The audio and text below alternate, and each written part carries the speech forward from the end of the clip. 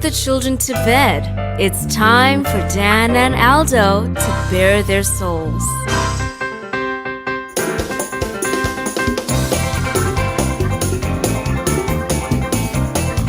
I love the Chicago Bears more than I do masturbating, and that is a lot.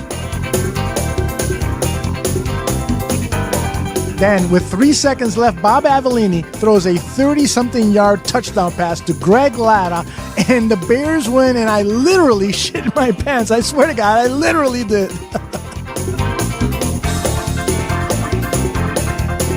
Eric Kramer, for me, I love the guy. He's a tragic figure. I mean, he embodies all that is. If they don't run the ball here, I'm going to vomit. I swear to God. Look, I don't mean any disrespect. He just didn't play that well. Not for a guy of his caliber. You know, they won, but I'm going to be miserable all week because they stunk. I don't really have any recollection of that at all, but I guess perhaps I blacked it all out. So, Dan, tape is the ultimate tool for scouts and for coaches to evaluate players, to detect plays and so forth. And they spend hours looking at tape, right? Why do they so often get shit wrong? I love the efficiency of bourbon. Ladies and gentlemen, Dan and Aldo.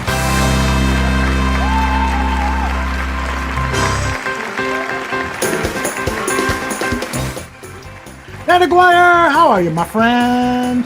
I'm still unwell from that performance on Sunday. It's not a hot take what I'm going to say when we jump in on this with Justin Fields. It truly isn't. And I'm a fan. I love the guy. I want him to succeed. I want him to be everything we want him to be with 4,000 yards and wins. And I felt in the middle of I'm just jumping in the middle of preseason, I thought, I just don't see it. I hope I'm wrong. I want him to be great. I was worried after the third preseason game. I thought we were going to lose to Green Bay, and everybody was like, yeah, it's just a preseason. You're a fucking idiot. And so I bought into it. I was like, well, maybe I am an idiot. And I want the Bears to win anyway. So yeah, I'll just tell everybody I'm worried. I don't have this optimism of we're going to win 28-3 or whatever. And it turns out my fears came into fruition, a 9th straight defeat. And I'm not a know-it-all. I wish I was wrong, but I just had a feeling that this was going to happen. So it is what it is to use a cliche. I ran a poll today, and the poll just closed a little while ago. The question was, what was the single most disappointing thing about the Bears' loss to the Packers? 51% said the coaching staff, 30% said the offensive and defensive line play, 16% said Justin Fields, and 3% said other things like Chase Claypool. So I ask you, Dan, what was the most disappointing thing? You were there live, sitting up there on the nosebleed seats of the north end zone. Didn't have a great view that day, that's for sure. And you didn't have your glasses. So yeah, we had sunglasses on, myself and Jay. And man, I was like, I should have brought my real glasses. It was still cool to be there, but I'll answer this. Not trying to be negative. I knew the offensive line and defensive line was going to be a work in progress, and that's keeping it nice, right? I was worried the offensive line was going to suck. The defensive line, I expected maybe a little bit more from. Coaching staff, I've never liked Alan Williams. I don't like the cover two, even though they're not really in a cover two at all times, as I'm told. But I feel like the defense is too passive, and the coaches don't have enough balls. I'm not surprised by those. I'm surprised by Fields.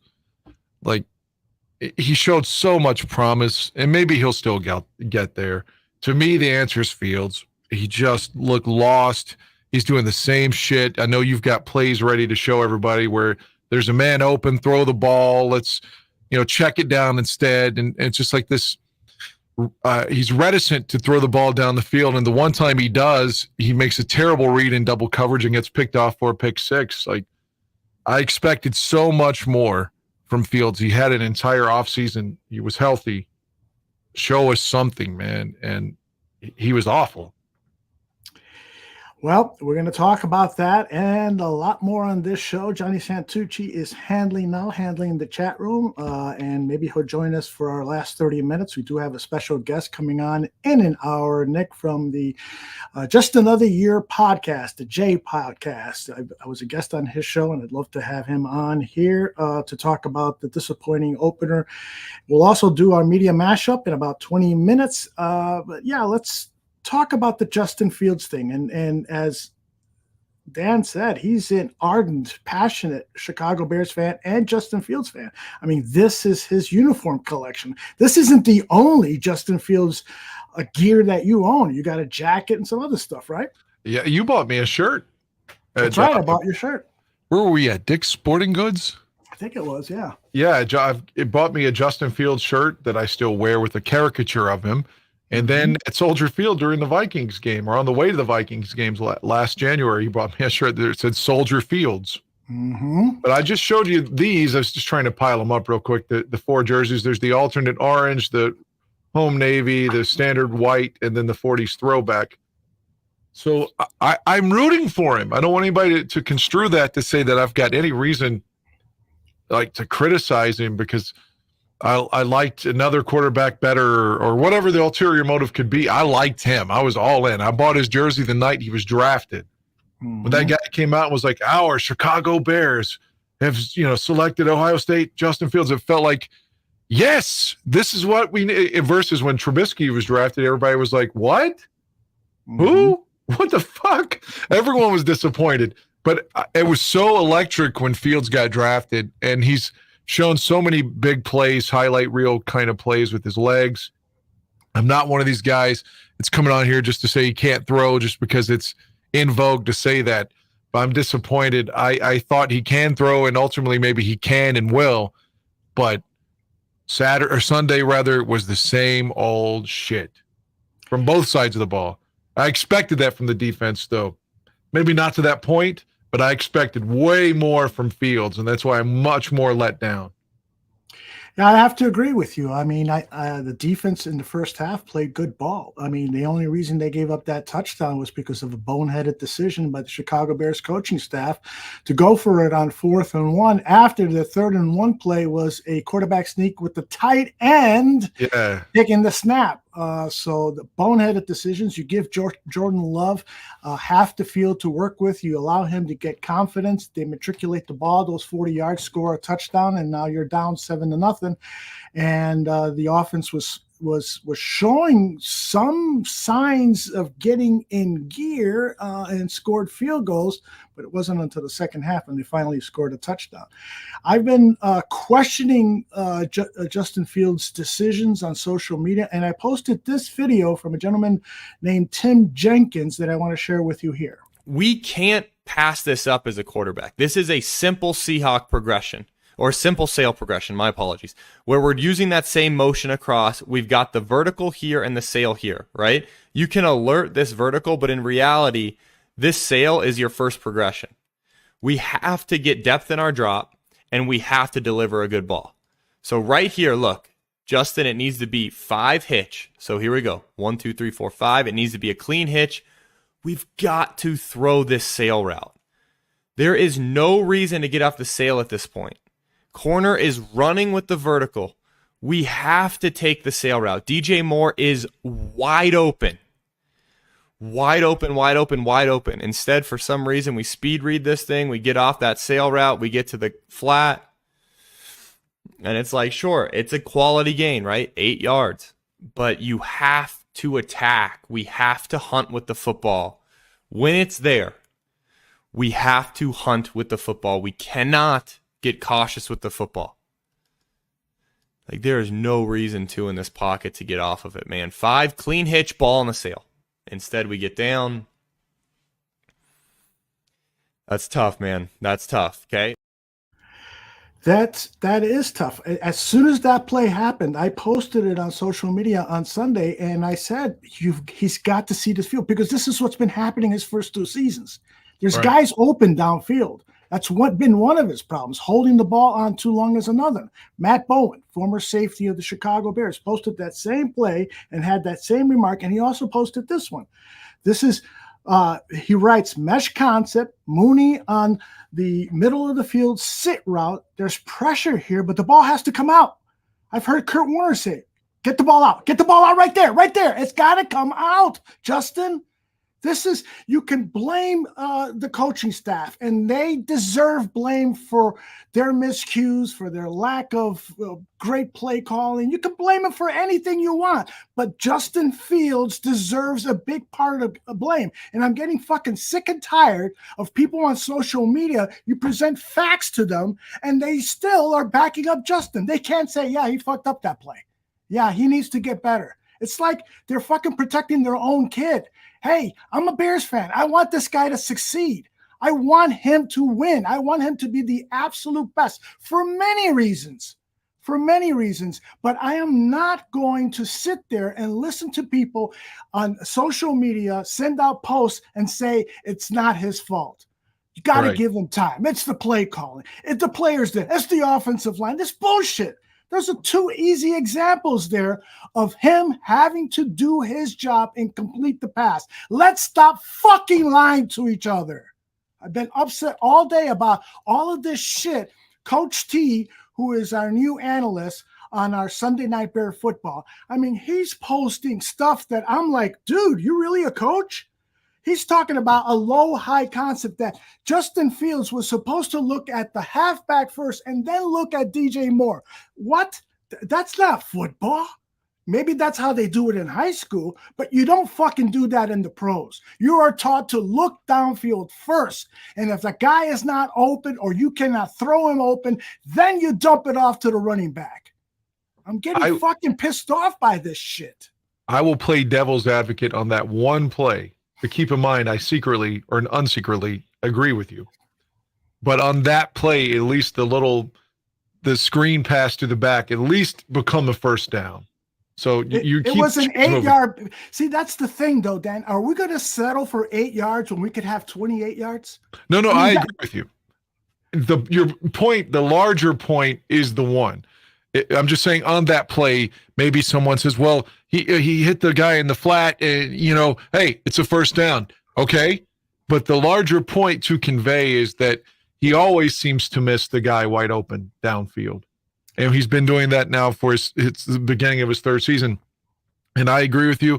We're cheering for him as evidenced by the jerseys. Plus he's got our helmet on. So why wouldn't we want him to succeed? I mean, we want him to be the guy, not just a guy. We want him to be the guy. Yes. But I got to be honest with you, Aldo, and I don't think that I'm just saying this as a hot take. I felt it over the summer. I've kind of suppressed it because I was afraid I'd be called, someone like disloyal, or maybe you're not really a Bears fan, or you don't know what you're talking about, whatever. So I kind of just kept on the low key. But I'm at the point where I think he was exposed. Like really, really exposed over the summer and the preseason games. He wasn't even there that long. I get it, but he showed no progress. And then Sunday, it just felt like a continuation of what my gut instinct is telling me. And I hate to say it, but like was wearing that Fields jersey on Monday when I was in your basement there on the Greg Gabriel show. And I feel like I was wearing it because I'm not going to be able to very much longer. And it's going to be obsolete. Yeah, I'm starting to have doubts. As much as I want this guy to succeed, this is year 3, and to come out against the Packers and miss out on explosive plays. I predicted they were going to be 14-3. Why? Because I thought that Justin Fields was going to make a monumental leap forward, and he still can. There's 16 more games, so it can start happening against Tampa Bay, or even if it starts happening in the middle of the season, I will be happy and say, okay, finally it's starting to happen. But right now, what I saw against the Green Bay Packers is a major, major letdown.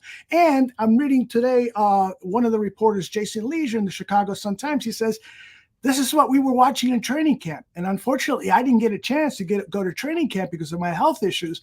But and I saw a lot of people on social media posting the truth, what they really saw, that he was not consistent with finding those open guys downfield. And so if it's not happening consistently in practice, how the fuck is going to happen in an NFL game when the game is going full speed?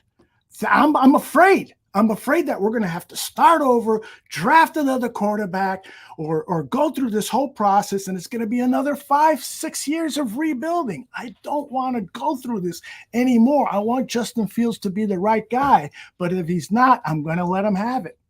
And as evidenced, there's Coach Steve, by the way, who I was going off on. you talked about your health just for a minute, precluding you from being able to go to training camp. Mm-hmm. Again, you had an extra rib you've had your entire life and didn't even know it. Mm-hmm. So the point is, at any moment, anytime, if there's ever an incident that encapsulates that point, that we could all just die immediately, just instantly. How do you know you had an extra rib and suddenly you've got a blood clot and you have an aneurysm? You could have died. So we may not be able to make it. We may not live through another rebuild. So that's what I'm saying is we desperately want Fields to be the guy. Yeah. Not because of our own mortality, but that's a part of it. Because we just want to win and we want to see him succeed. But I'll ask you brazenly now, do you agree with me in the fact that it's looking like if you had to put your money on it right now, he's going to be the guy or he's not? I'm saying he's not. I'm as a fan, I'm going to say yes, he is. But that's my heart speaking. My brain is saying, don't fucking bet anything on this. Although you're really not. By the way, Bruja is saying that he's leaving us because Shakira is on TV. And so I got this for you, Bruja. The weather report in Tampa. Look at this. 91 degrees Saturday and Sunday at Tampa. And that's our weather girl, Sol Perez, giving you the weather. So my God. You can watch Shakira all you want. We've got Sol Perez. No, you better watch her now because she may be going to prison soon. No, for real. She didn't pay her taxes in Spain. Is that right? She's facing a huge prison sentence over there. Oh my gosh. I hope they put her in my cell. Look at that lady's legs. Wow. Isn't that amazing? Hold on. We got to watch it one more time. Oh my goodness. I don't mean to objectify her, but holy fuck. I mean to objectify her. You have to shave to wear a dress like that. And I don't mean your fucking legs. All right. I'll do anything to keep my audience. He says, I'm back. That is awesome. All right. I want to talk about this again with Nick, and hopefully Tooch will join us later. We'll get his thoughts on this.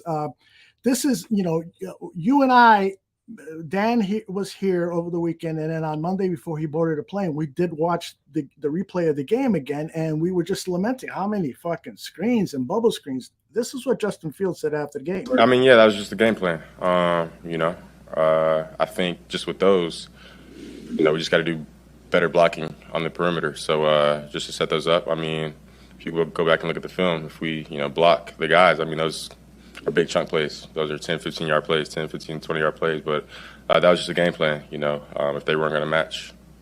Sorry, we're going to throw it out there and, let our guys work. But just didn't do our best at perimeter blocking, blocking on the edge for our guys to catch the ball and run. All right, it makes me mad. It makes me mad. Go ahead. Why? Because if that is your game plan, you have to respond to stimuli, right? If the defense is bottling up all of the screen passes, you have to make an adjustment. Yes. You have to be able to see that and say, okay, it's not working. Hey, but you know what? Number 2 is wide open, and he's our guy, right? We got him a part of that trade. We've talked about how he's going to be a difference maker. He looks like he's a difference maker. And, well, okay, if they're bottling us up, if they're expecting this plethora of screen passes, we can really create some matchups downfield, some opportunities, and then it'll make them play more evenly. Mm-hmm. But it's just like, okay, that's what we came in. That was our plan. And so we're refusing to adjust to what the defense is doing. Again, that's asinine to me. Yes. And Coach T is right. You know, the block, he said this, you need to watch Bear football immediately after the Bears game. Coach T, Danny Shim, and John Buffone really break it down nicely. There's disagreements, there's debates, there's honest analysis. And Coach T was very, very critical of what Luke Getsy is doing with the play calling and the blocking scheme and so forth. And I haven't seen the JT O'Sullivan video yet. It was released about an hour or two before showtime, but I'm definitely going to watch it. And it's not the first time that O'Sullivan, who does this quarterback school videos on YouTube and Patreon, it's not the first time he's been critical of what Luke Getsy is doing. It's a huge concern. I want to get back to Justin Fields, because one thing that did, oh, by the way, I wanted to share one other thing. Coach T was very, very critical of the shirt that Justin Fields was wearing. Did you see that, Dan? That shirt that he was wearing? It's like a see-through lacy thing. It looked like a doily. Hey, he's going to get laid after the game. That's fine with me. Yeah, man. At least he's not trying to get his masseuse to play with his asshole like Deshaun Watson. Yeah, that shirt would look a lot better on her than it did on him. But one of the, real quick, because you mentioned Getsy, our guy Jay Bonds has been calling him gutless Getsy. Well, there's probably some truth to that. You know, maybe he doesn't like what he sees in practice, and so he's afraid to call these plays during the game. I don't know what it is, but maybe it's time for the players to commit mutiny if they're executing plays in practice and they're not being called during games. Then that's cause for mutiny. One thing I did like about Justin Fields after the game, he said this. I mean, yeah, it sucks. It sucks. You know, rivalry week one, going against the Packers. I mean, it sucks. You know, I mean, nobody's in good spirits, but you know, I mean, this one hurts. I'm not gonna lie to you.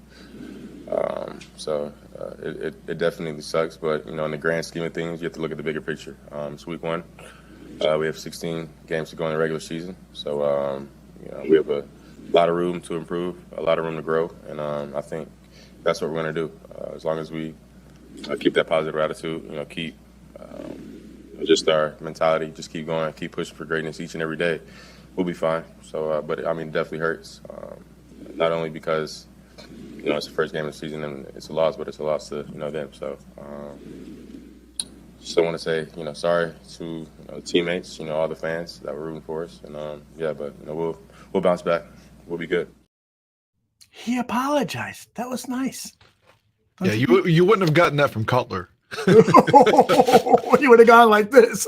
He'd have said, "I've got a dick, and you can suck it." That's right. You know, I feel for him, and I hate to be critical for him because I could never do, even if God were to give me the athletic skills that he has, I could never do what he does or any football player. And so I hate to be critical, but I'm a fan. I want to see better, and I think he can do better. And so I wonder if the coaching staff is pushing him, if the coaching staff is giving him the best opportunity to play better.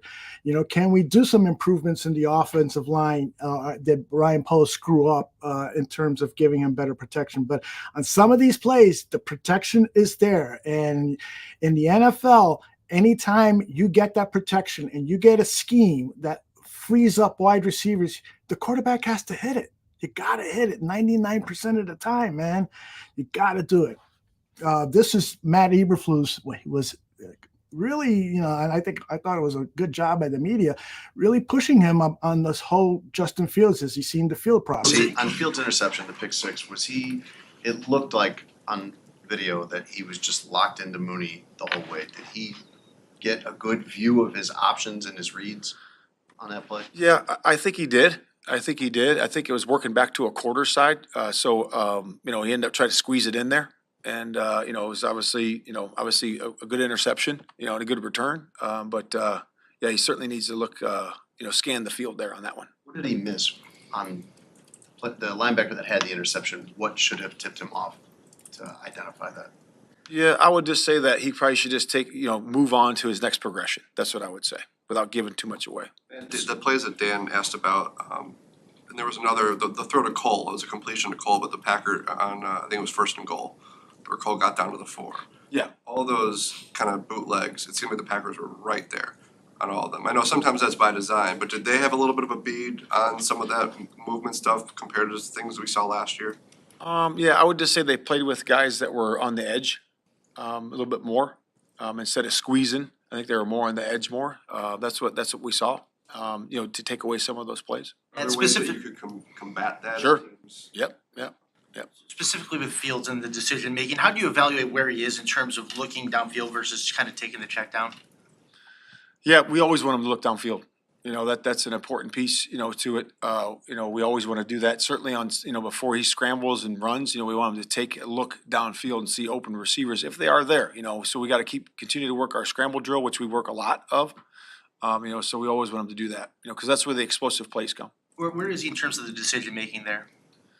I think he's okay right now. I think, always, looking at those things downfield, we can always improve on that, and the receivers need to improve on their scramble drill as well, so it's not just him, it's also the receivers working the scramble drill too. Dan, what do you think? He's protecting his guy, and I like that. Truthfully, I do, because I don't think Matt Nagy would. Nagy would, whatever at the end of the press conference, he would basically want to say, it's not my fault, it's Mitch's. Mm-hmm. It would be codified, but to me, Eberflus just was protecting his guy, and I'm glad. Even if internally he's telling him, Justin, you got to get better. To Jason Leisure, he should protect him. That's his job. If later at some point he has to bench him, that's one thing. I'm not saying he should never bench him or never critique him publicly, but for what that was after 1 week, I like that Eberflus was saying, okay, yeah, he should have made the other read. What do you want me to do? Do you want me to yell at him? I mean, no, he made the wrong read. Okay, let's move on. You're absolutely right. I think it's really good for a coach to protect his players from public criticism. Sometimes if the player likes to get his ass kicked once in a while, so sometimes it's okay. And in the case of what is happening with Chase Claypool right now, he needs a public flogging. This was part of this video. It was edited together by Mike Renner. I believe he's with Pro Football Focus. But look at these mistakes by Chase Claypool. Look at his lack of blocking here. Look at it. That's Ole! I've been to Spanish bullfights. Look at the drop screen pass. Look at, the bad block here. And maybe that's a play design issue, but the effort on the block is not there. Again, just being pushed into the wide receiver, and he's shrugging. I mean, this is not good, what is going on here. It's in slow motion. He gets pushed back into the ball carrier. Johnny Zantucci is saying, he has been saying he wasn't worth that high pick, and it's beginning to bear out. I wanted to show this play because Claypool's guy is blitzing.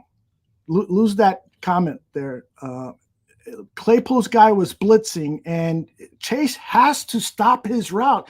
Instead of going a go route, he's got to turn around and look for, because now he's the hot guy. The guy that's guarding me is blitzing, and so that means my quarterback, since I'm not blocking him, I got to turn around and look for that ball. Instead, he goes 30 yards downfield. I mean, this is football 101. Even an idiot like me knows this. It's not. So Chase Claypool is under a lot of criticism, and in fact, the national media,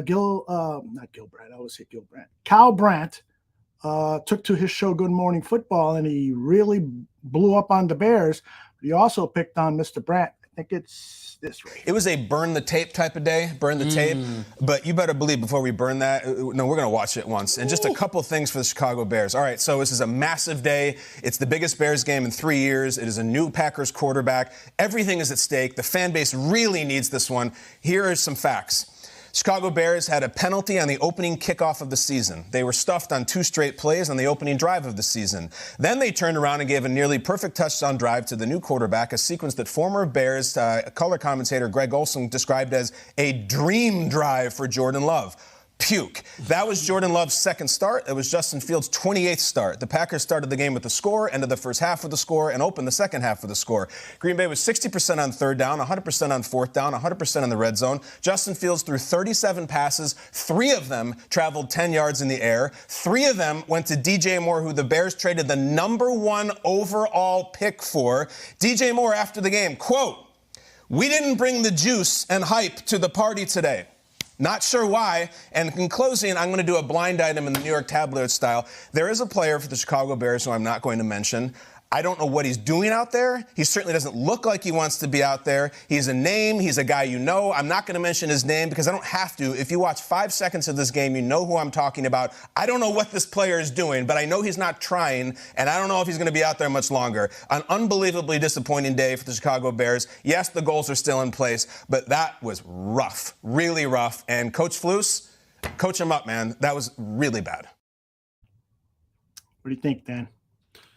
I'm going to use a comparison just to take up for Claypool for just a second because everyone else is on him. Okay. You remember on Winning Time when Magic was frustrated and was saying, "I'm playing this damn system that doesn't fit my talent. I could be doing so much more, but Westhead's insisting I play the system." And of course, it got him frustrated. It looked like he wasn't trying. He's trying to be a good soldier, but he knows that I could be doing more. You're not utilizing me. You're not taking advantage of my skill. Maybe that's Chase Claypool here. Maybe he's not, his head's not in the game. He's like, I'm not getting the ball anyway. Why am I here? Why do they trade for me if they're not going to try to use me? I'm a fucking blocker now?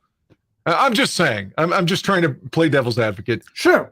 All the criticism is legitimate, but I won't say that he wasn't trying. I think that was a bit harsh. Yeah. Well, you know, the thing is, every wide receiver in the NFL blocks. Darnell Mooney, who is half the size of Chase Claypool, blocks, and he does it a hell of a lot better. That's with true. much That's more true. gusto than Claypool does. The fact of the matter is that I was super excited when Claypool was traded to the Chicago Bears. I followed him at the Senior Bowl, followed him at Notre Dame, thought he's got immense talent. And so I'm hoping he proves everybody wrong. But the fact of the matter is that this guy is starting, there's starting to be whispers, and I think this is why Kyle pointed him out. There's starting to be whispers, and we heard about this in the media mashup from Sylvie of the Waddle and Sylvie show. There's starting to be whispers that this guy is a problem, a locker room problem, a prima donna problem. You were there for the game. You saw 13 offensive players announced when the starting offensive lineup was announced. And according to Sylvie, he says that was because Chase Claypool demanded that he be announced as part of the starting lineup. And so the Bears made some accommodations and made it 13 players instead of 11. I'll let Sylvie talk about that. Do you have anything you want to share before we go to media mashup? No, but if you're telling me Chase is like, no, bro, I'm a starter. I'm elite. I'm a starter. I want to announce too. That doesn't rub me the wrong way. Mm-hmm. You have to believe in yourself to excel at that level. And I understand he has not produced since coming over from Pittsburgh. That is 100% truth. But if he's fighting to say, I'm good enough, I can be this guy, that doesn't bother me. It bothers me because you've got to show it with your play. You've got to show it with your attitude. You know, this is a problem. But let's get to the media mashup. We'll talk more about it on the other end. Here we go. Very well.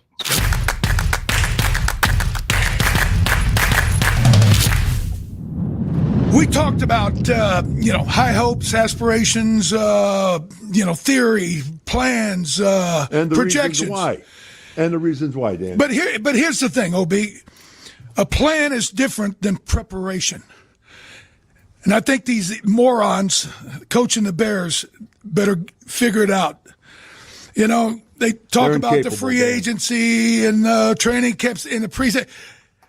We didn't prepare. We did not prepare. And here's the thing. Anybody that thinks that we were prepared equal or better than the Green Bay Packers had to either be blind, deaf, or dumb. The two things about football is you got to have a great a plan, but you've got to prepare to execute that plan. And we did nothing in training camp. We did nothing in the preseason. 16 of the 22 starters with some kind of bizarre range of injuries didn't even play or practice most of the time. And now we are expected to think that we will be able to compete not only with the Green Bay Packers, but the rest of the NFL. You saw the Tampa Bay Buccaneers with a 3-time reject Baker Mayfield go into Minnesota and win a game.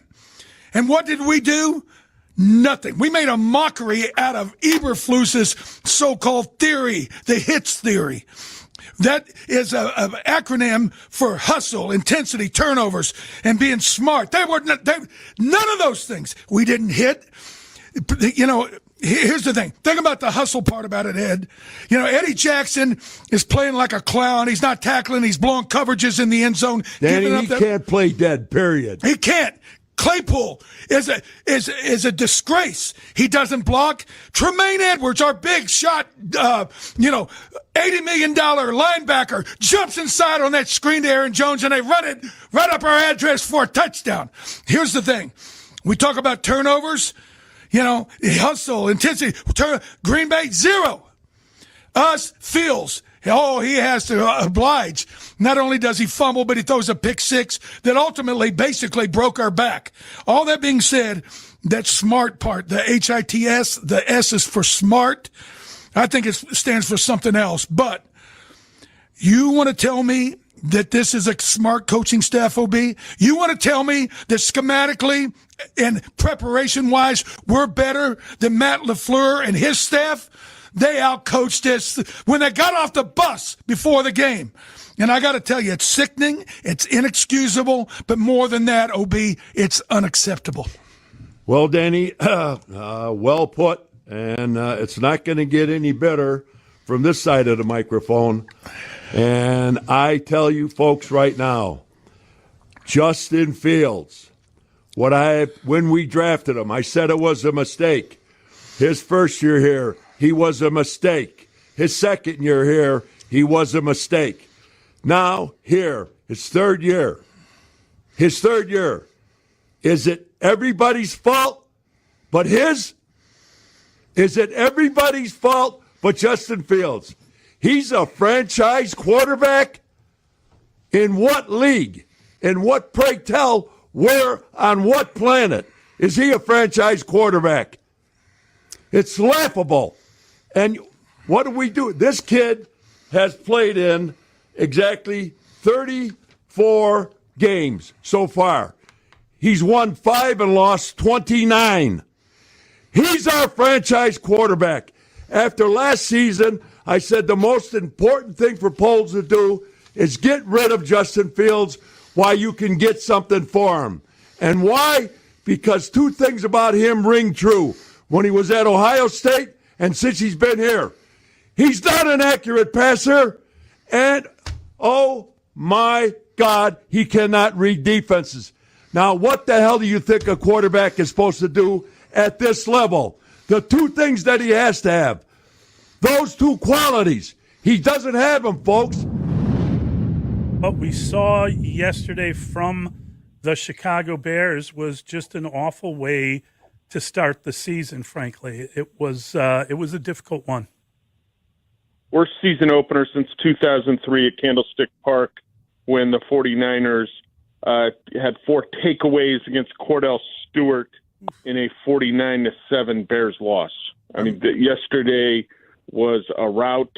That game got out of hand in the third quarter, and some of the things that you were hoping to see from the Bears and you were counting on, frankly, didn't happen. They've talked about being a physical offense, right? How many times have you heard them talk about that and kind of leaning into that? And certainly it worked at times last year, although it did not lead to victories. They didn't look like a physical offense to me yesterday. Yes, all the running backs had a nice run here or there, but didn't get the kind of production they needed from their backs. Justin Fields was by far their best option on the ground. improvements made to the defense. Don't count a whole lot when you give up 31 offensive points to the opponent that's without its best wide receiver in Christian Watson. If you had been away from football for a number of years and had a ticket to Soldier Field yesterday and showed up and watched the game, I believe your takeaway would be that Jordan Love would be the guy making the 26th start of his career, and Justin Fields would be the guy in start number 2. We obviously know that it's reversed for those two quarterbacks. It's a great observation, Brad, and it was great to see you yesterday. Look, in your vast experience of covering bad Bears teams, how closely connected are bad openers with the rest of the season? And I guess in the context of this year, how much do you think what we saw yesterday for 3.5 hours, and it seemed like longer, is an indication that this Bears season might be over before it starts? Yeah, I mean, I think I truly believe there's an opportunity for this team to improve and play in a lot of competitive games this season, and I think there's an opportunity for this team to get better as the season unfolds because they are playing a lot of young guys. But, you know, Green Bay had a ton of young guys yesterday, and, you know, the Packers were ready to go. They took it right to the Bears. So this coming Sunday's game is critical, and I, you know, really generally detest the idea of must-win games or any kind of label of that nature, especially in September when it comes to the National Football League. But if they go down to Tampa and fly back with a loss, I don't have a very good feeling about Week 3's trip to Arrowhead in Kansas City. And I think that's also a 325 kick that the Bears might wish would be flexed out of that late afternoon slot.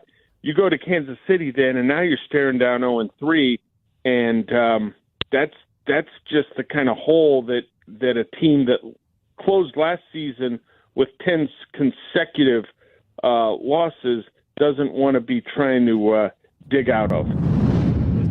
Is there any prism through which you can look at the Bears' offensive game plan and figure out what they were thinking, that how they thought that was going to be successful? Well, I would say this because I think it's really easy to attack the coordinator on days like this, and I don't think Luke had his best day for certain. There were 48 pass plays called, right? And there's 7 tuck and runs, and there's 4 sacks, and there were plays designed to get the ball down the field where the quarterback didn't throw it down the field. And so you're trying to mix in some other quick game stuff. You're trying to get your running backs involved. You're trying to loosen things up with what we saw in the preseason opener, which is let's just get some easy completions. Let's get some easy yards. Let's get that momentum rolling and then see what we can open up from there. And it just, at every turn, they made big mistakes. You know, Chase Claypool misses a block on a running play in the third quarter, and what could have been a first down chain moving play gets stopped for 3 yards. And it's a small thing, but you go just block that guy. It's a defensive back. Your only assignment here is to go block that guy, and the chains moved and you get a new set of downs. The other part, Dan, is on 7 of their 12 possessions, they were behind the chains where it was, you know, 1st and 20, 2nd and 18, 3rd and 16. And all of a sudden your playbook is just minimized where you're just, you're off script. You're not able to do the things you want. I thought when we talk about needing responses, you go down 17-6 and you get the ball back for your first possession of the second half. And that first play is the play action bootleg. And Justin Fields gets swallowed the minute he turns around off the play fake, and it's 2nd and 21. And so on a drive where you absolutely need to respond to what the Packers have done to you on their last 2 series, you're 11 yards behind the chains on your first play without even having done anything. And it was like that all day long. The penalties, the missed blocks, the sacks, the missteps. It was plentiful across the board. And there's no way you're going to win more than 4 or 5 football games this season if you don't clean up the details on those things really, really quickly. And that was one thing that we talked about in transition with the morning show. This idea that the amount of time, Dan, that we hear about football players talking about the ultimate team game, do your 1/11th, and it all has to add up. What I found alarming in every level on both sides of the ball, even on special teams, there were so many jobs not done. Like that, and you talk about a real indictment of coaching for an opening game, completely healthy. You've got everybody there. You handpick your roster, and why were so many people bad at their individual responsibilities? So two answers to this, because that 35-yard punt return that Jaden Reed had came with missed tackles by Travis Homer, who's here predominantly for what he can do for you as a forward-faced special teamer. Also had a penalty, a big one. And Kari Blasingame, who's supposed to be really good for you on special teams as well. So guys you normally can rely on to do things didn't do things, and now all of a sudden you give them another short field. And the Packers took advantages of short fields all day long, where you get the first drive of the game and they get the ball at the +40 because of the sneaks that didn't work, and then that 35-yard punt return sets you up down there, and you go in for a short field touchdown, and you just every time that the Bears gave them an inch, they took a mile, and it was brutal to watch. The other thing that you talked about that didn't strike me covering the game from the press box, but rewatching it this morning and watching the TV copy, is the body language and how dispirited it was, and how little fight and get back up juice there was from this team yesterday. Tom Rinaldi, I tweeted this out this morning. He spent like 2 minutes in the third quarter talking about how just downtrodden the expressions were on the bench, and they're panning left and right. And it's like the final minutes of a playoff loss, the way guys looked. And it's 17-6 with 8 minutes to go in the third quarter. And those are the expressions that you have on your sideline. It's mystifying to me. And I think we can all hope that this is a one-off and it's their worst performance of the season. And it better be, because otherwise every time that we talk on Mondays, it's going to be a pretty joyless experience for everybody. It's been real positive on these airwaves leading up to this game. Been real positive among Bear fans, like people excited. Do you think you guys got a little too high or a little too feeling good about yourselves? I know some Bears fans feel like we got too high going into the game. I would say no. I think it wasn't too many things that had to do with, I would say, like physical capabilities. I can say, realistically, I can only speak for myself and the defensive side of the ball. I think things that kind of make you start kind of second guessing yourself, I think, especially the first game, week one, I think you kind of look at like missed tackles, I would say, on defense, or lack of aggression. It's like, I don't think we showed any of that. I think we did a really good job tackling. I think we did a really good job stopping the run.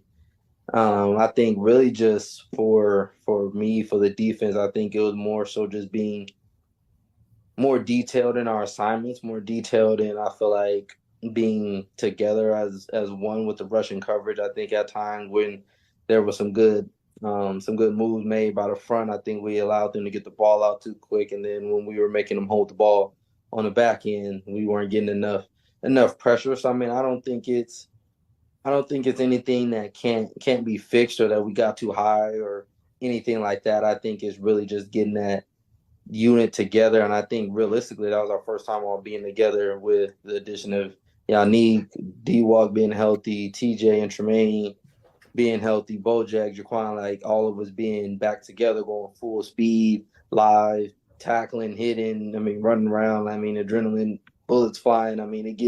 It's a different feeling versus just at practice. So, realistically, I think it wasn't about being too high. I think it was just us going out there and being able to execute at a high level for the first time. What you said in that first answer is interesting, man. Like, you haven't won since October 24th of last year. You finished with 10 straight losses to end last season, and now you lost the first game this year. Mm-hmm. Does any worry creep in, like, oh, damn, we're not as improved as I thought we were?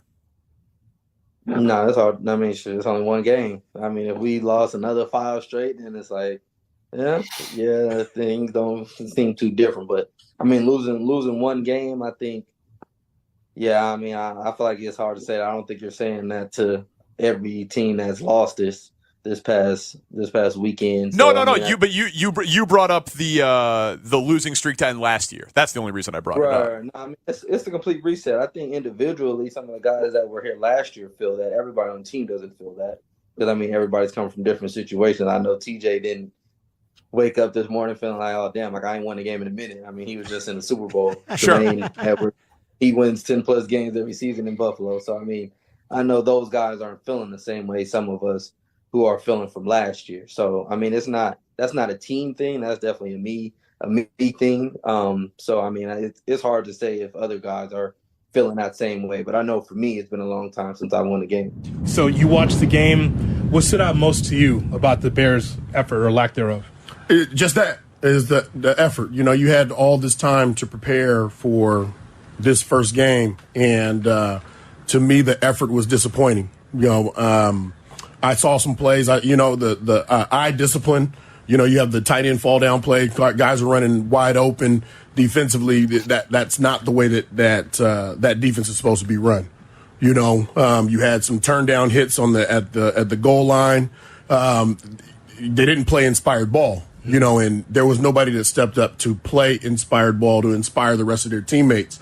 You know, there were plays on the sidelines where you guys weren't hustling over to get guys out of bounds or down. You know, so this is the first thing that stands out to me, and one of the things that Eberflus says is, "Hey, we are going to be an effort team."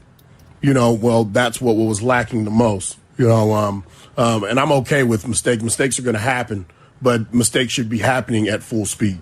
So I got to ask you about the game plan. A lot of people are saying it's all on Getsy, Eberflus, and Alan Williams. I thought the game plan offensively was not good. Yeah. Didn't stretch the field at all. But I also thought Justin wasn't good. So here's the thing. The Green Bay Packers are one of the best defensive lines in the league. They have one of the best defensive backfields in the league, okay? This is a game where you, in my opinion, you play to your strengths, okay? And next week may be different. But one of the things that we did extremely well last year is quarterback runs. Okay. Now, I'm not saying that every week we need to do that, but against this team, probably more quarterback runs, things that we do extremely well. You're not going to have a lot of time to pass. This team, this defensive line, they're very dominant. They're very tough. They're seasoned. They're savvy. They know what they're doing. You have Zaire on the corner. You have a very, very good defensive backfield. It was going to be tough from the very beginning.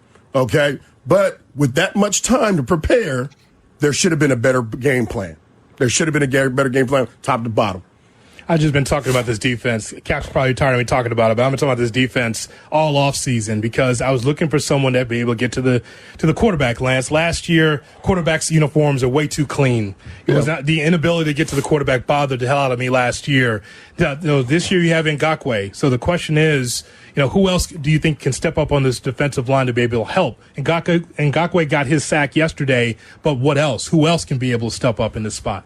Well, we also got to stop the run as well. We got to be able to stop the run. And here's the thing, when we went into the offseason, there were some decisions that have to be made. Are we going to lean toward the O-line or are we going to lean toward the D-line? And we did. We picked up some guys in Billings that's supposed to get some push up front. We didn't get any push. That pocket for Green Bay was perfect all day long.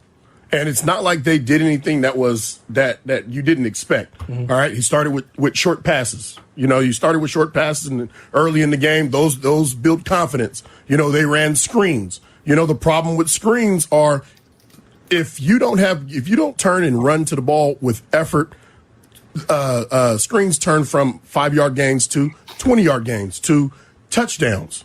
Okay. So again, when you talk about, I opened up about effort. All right. Effort gets players down. All right. The screens, if you watch the screens when the Bears threw a screen, those defensive linemen turned and hauled butt over to get our players down. All right. They recognized it quick and they got over there. When Green Bay threw screens, all right, we recognized it. I don't know whether they recognized it early or late. They weren't hauling butt to get over to get that player down. All right. There's a difference. Yeah. All right. Green Bay's defense played with the effort that the Bears should have been playing with. I've been saying this for years now. Your very predictive data points that you could look at to what makes a good offense in the NFL. Pre-snap motion, play action, teams that, Yurko and I were talking about this earlier, largely are looking to bypass third down as best they can, right? Yeah. First down pass attempts. And again, Olsen talked about it during the game. Early down rushes. Ready? Early down rushes. I'm listening. That's first and second down, obviously. Early down rushes. Bears put up yesterday a negative 0.14 EPA per play. Early down pass attempts, positive 0.17. Guess what they didn't do enough of? Early down pass attempts. Yes. Like your play calling and script yesterday was very vexing and flummoxing. And when it's vexing and flummoxing, it's a problem, Yurko. And if your tight end's a $10 million tight end, $12 million. Yeah, you better find a way to get him open. Yeah. And hit him. That's his security blanket. $12 million. I saw them one slant with DJ Moore. One. Where they hit him on rhythm. It's the one we saw in practice. One. We saw that in practice. Yes, we did. And I go, take a look. That's what it should look like. Yes. And it should look like left, right. It should look like a number. And then when you start hitting that one, then it got to squeeze you a little bit.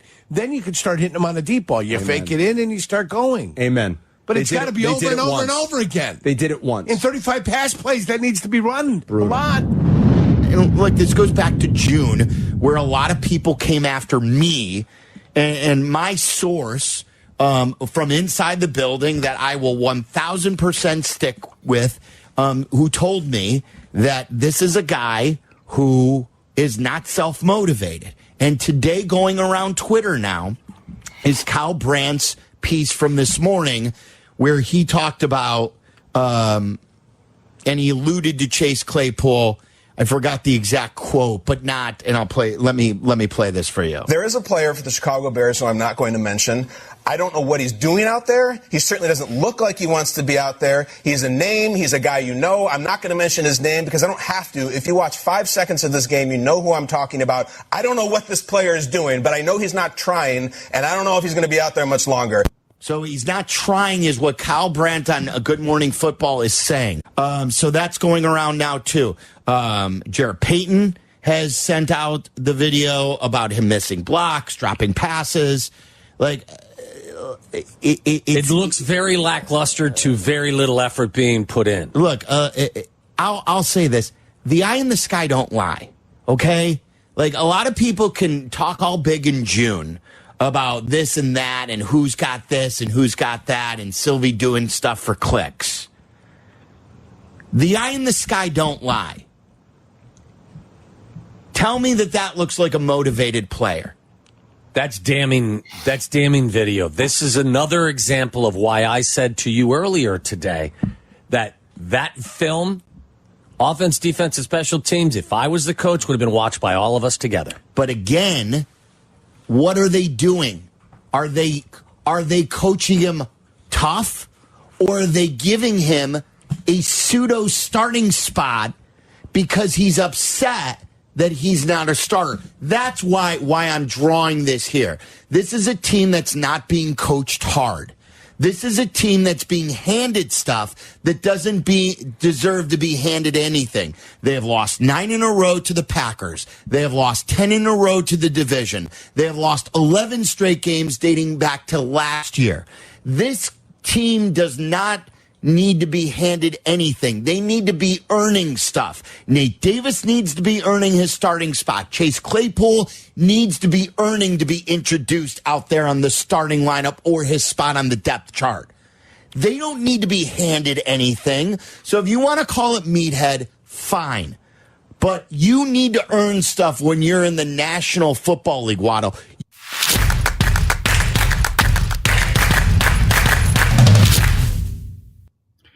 Dan Aguirre, what'd you think? What stuck out to you? Lance Briggs. I felt like that was a thesis of the whole day. I mean, that could have been if we had one of those comments, if you just said, what is the most powerful message coming from the entire media mashup? I think that's the one that is the epitome of what all of us, I think, collectively feel, whether we worded it in a similar fashion. It's irrelevant, but it felt like there was no effort. I mean, all of us, the majority of us were worried about the lack of preseason play, and, some of that due to injury, some of it due to coaching, but like, God, you can't just turn it on like that when you've been a scrub team for, 5 years now, essentially. But we had hope. We did. but it just looked like they were having their first preseason game and Green Bay was in week 10 mode. Yeah, the whole thing with Claypool, Sylvie saying, he had this source back in June. I remember even Greg Gabriel here at the barroom said, that's a full of shit story. But I don't know now. I don't know. And hopefully Who do you think the source is then? Well, is it someone in management or is it someone affiliated with the team?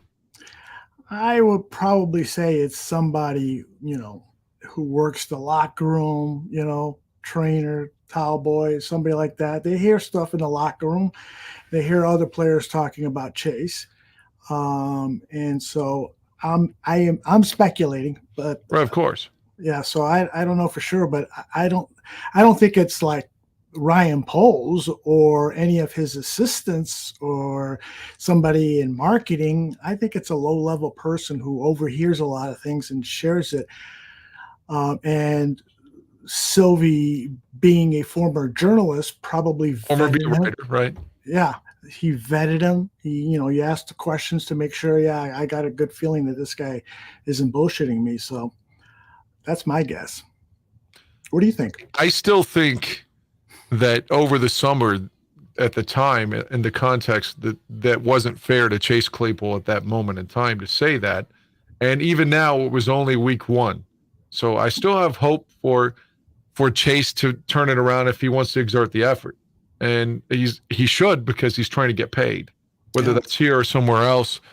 And I still bringing the show full circle. I still have hope that Justin's going to be the guy. I just have fear now that he isn't.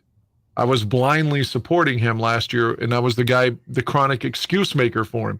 Well, the first year doesn't count because Matt Nagy was here. Matt Nagy's a fool. He's adjusting to another system, a new system every 3-4 years. You go back to college.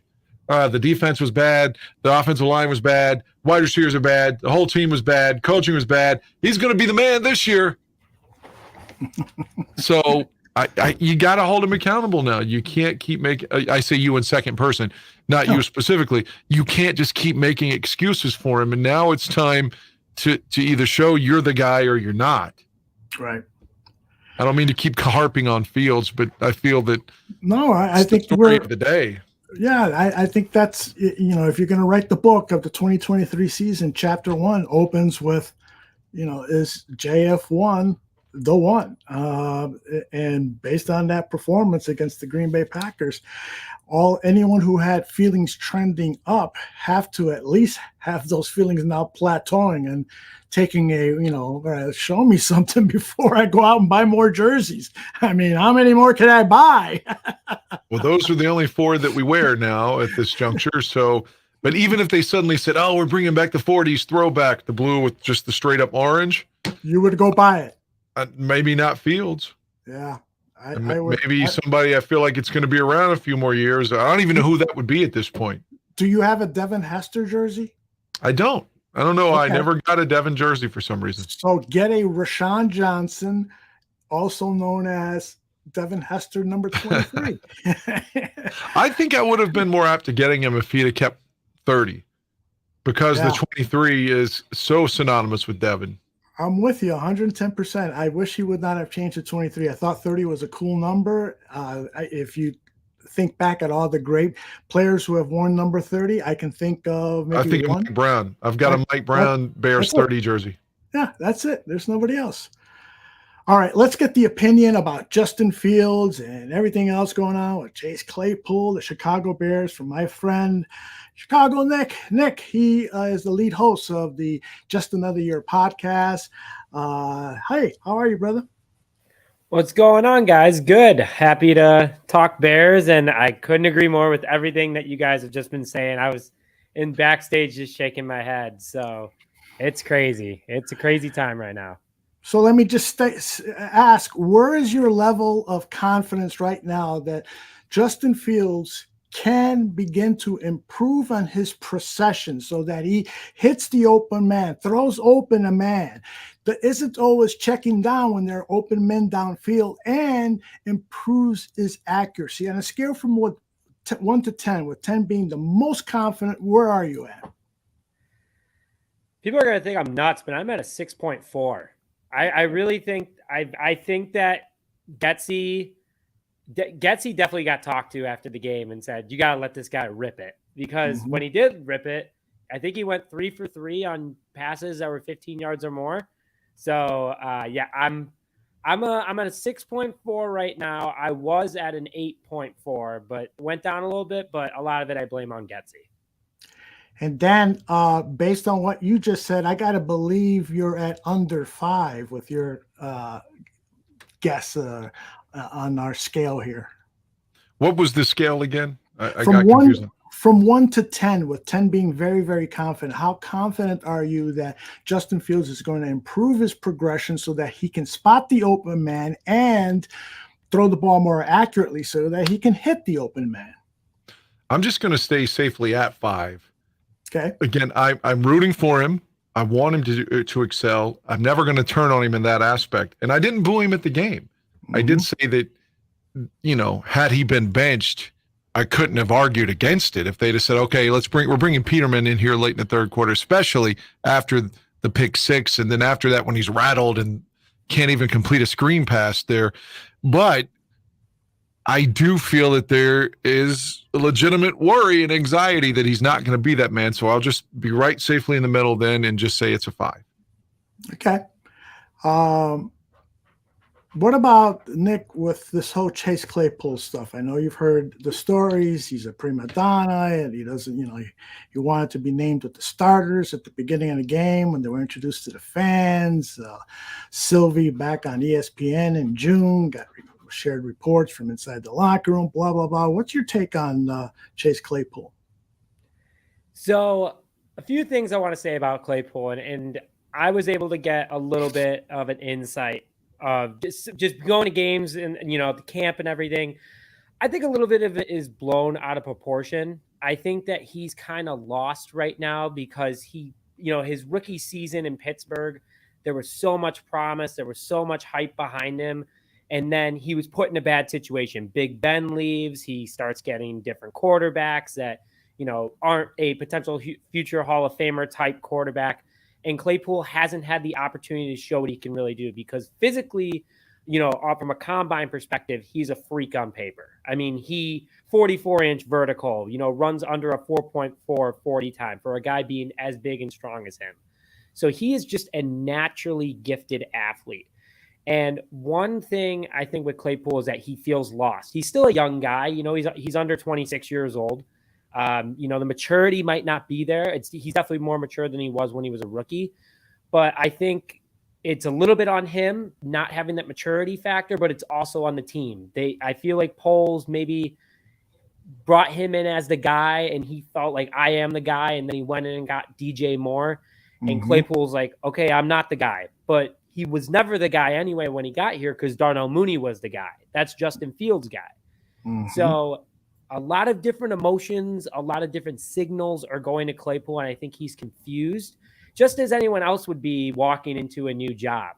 The whole thing about him not getting announced with the starters, you got to earn that, Chase. That's what he's, I think he's missing, is that Bears fans are very, very, as we all know, and I'm kind of looking over at the chat a little bit, and I've been listening to you and Dan before, like, we're very serious about this team. And I don't think Chase has earned that respect yet. He has been put in a tough position, but being the athlete that he is and being what he wants to be, you got to put adversity aside and go out and be that guy. Maybe Getsy has a lot to do with why Claypool's mad. But Claypool has nothing to be mad about at the moment because until he starts proving his opportunities, nothing's going to change. Yeah, Dan, I hope you're still there. It seems like Nick is somewhat complimenting what you said earlier. Well, with regards to Claypool, the thing that I would say, again, I'm using that reference to winning time, but I still feel like there's a chance if I'm trying to take Chase's empathy toward his position, even if he hasn't earned that, but I'm just trying to be Chase Claypool for a moment, I still think that the Bears have not utilized his talent or his skill. And any fair-minded person, if they were in that guy's cleats, would feel frustrated. Like, why did you bring me here if we're not It would be like any other sport. If you got traded for somebody, why did you bring me here if I'm not, a part of the offense? You traded a second round pick and you're just not using me. I'm just a guy. And now you're fucking with my bottom line and my ability to get paid in the offseason. Like, I understand why he's frustrated. At the end of last season, I defended him when I think he threw a helmet or something. I'm like, at least he's showing fire. The rest of the team is fucking down and okay with losing. So I like him. Like, I like the fact he wants to be in the starting lineup. I like the fact he's saying, no, I can ball. It's this fucking shitty game plan that's holding me back. I want that because it feels like the Bears have a lot of yes men around the building. They're just happy to be there. And I think this guy wants to show he's a star. Is he a star? Maybe not. But I like the fact that he thinks he is. Well, the thing is you gotta, if you think you're a star, play like a star. Don't give me this. Don't give me this blocking attempt. Every receiver has to throw that block. Darnell Mooney throws it a lot better than that. Darnell Mooney catches the ball a lot better on those screen passes. Again, another bad block. This is it was one of the worst performances by a Chicago Bear in recent memory. This guy had a bad game throughout. The body language is awful. He's shrugging his shoulders after he misses. And maybe he's complaining about the play was run wrong or something.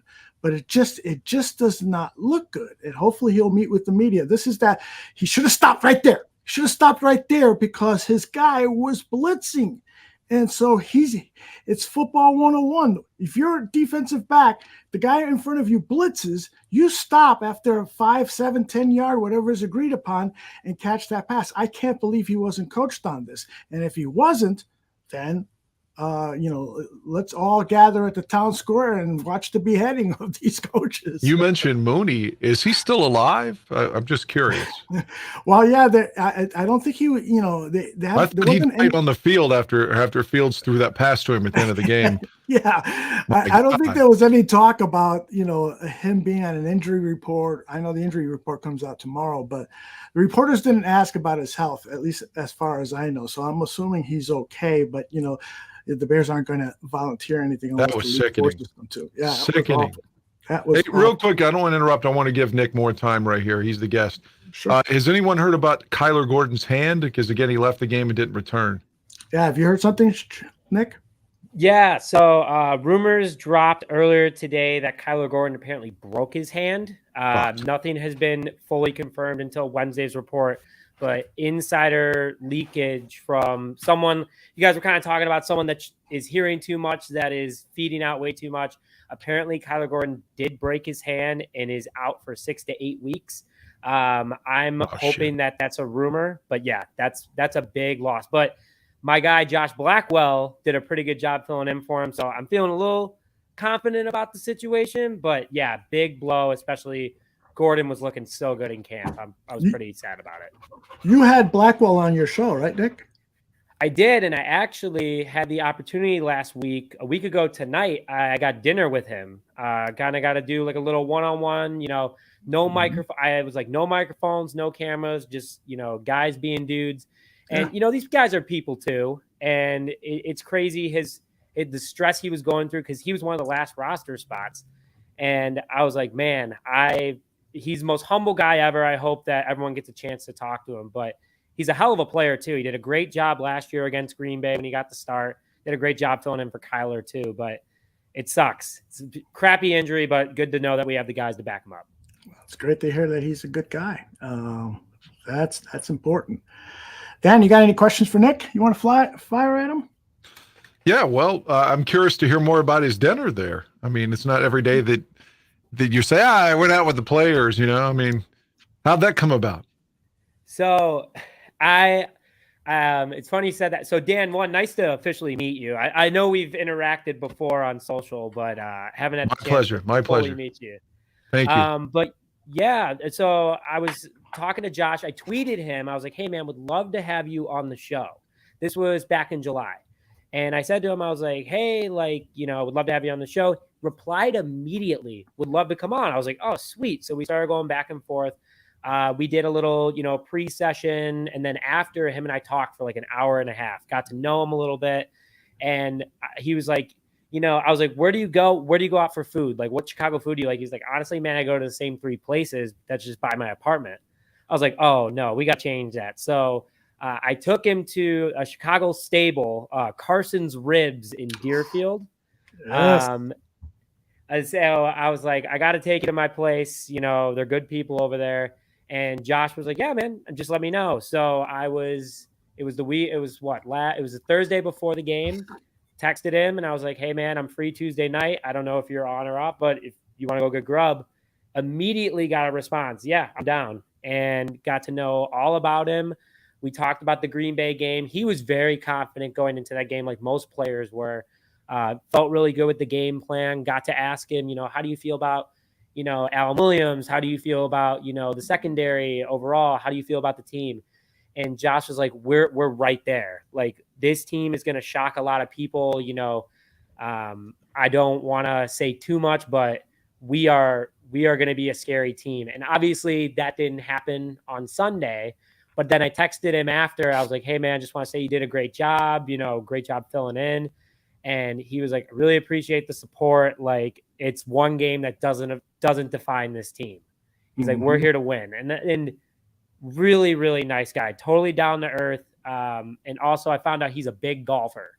So hopefully going to take him, show him some of the Chicago courses around here. Some nice courses in Chicago area. Absolutely. Yeah, absolutely. And it seemed to me like the defense was fired up to play in that first half. Dan, you were there. That one, like for instance, that one play, I think it was third down, that Jordan Love was forced to call a timeout. The crowd noise was real loud. The players on the defense were all waving the fans to make noise and stuff. They were fired up. And what did they give in the first half? They gave up 7 points, was it? 10 points? So tell me, what was your assessment of the defense in the first half, Dan? I think everybody made an excuse for the defense in the first half with that touchdown. They're like, oh, it's because, they gave him a short field. So it was kind of like, to use the golf term, a mulligan. It was, no one was saying that, they should have done better or whatever. I think everyone across the board was thinking, all right, they were put in a bad spot. So they're here. They're going to play well. And then when that touchdown drive happened to start the second half, and as soon as the Bears came back on offense and started doing the same old shit with the horizontal passing, that's when the whole stadium kind of collectively was like, boo, boo, fuck, we're booing Getsy, we're booing Justin, we're booing the team, everything. The rest of the second half, they lost the crowd after that opening drive in the second half, and then the Bears being so flat on offense. And by the time Fields fumbled and then the pick six, Fields might as well have been a Packer. That's how bad the crowd did not want to see him the rest of the game.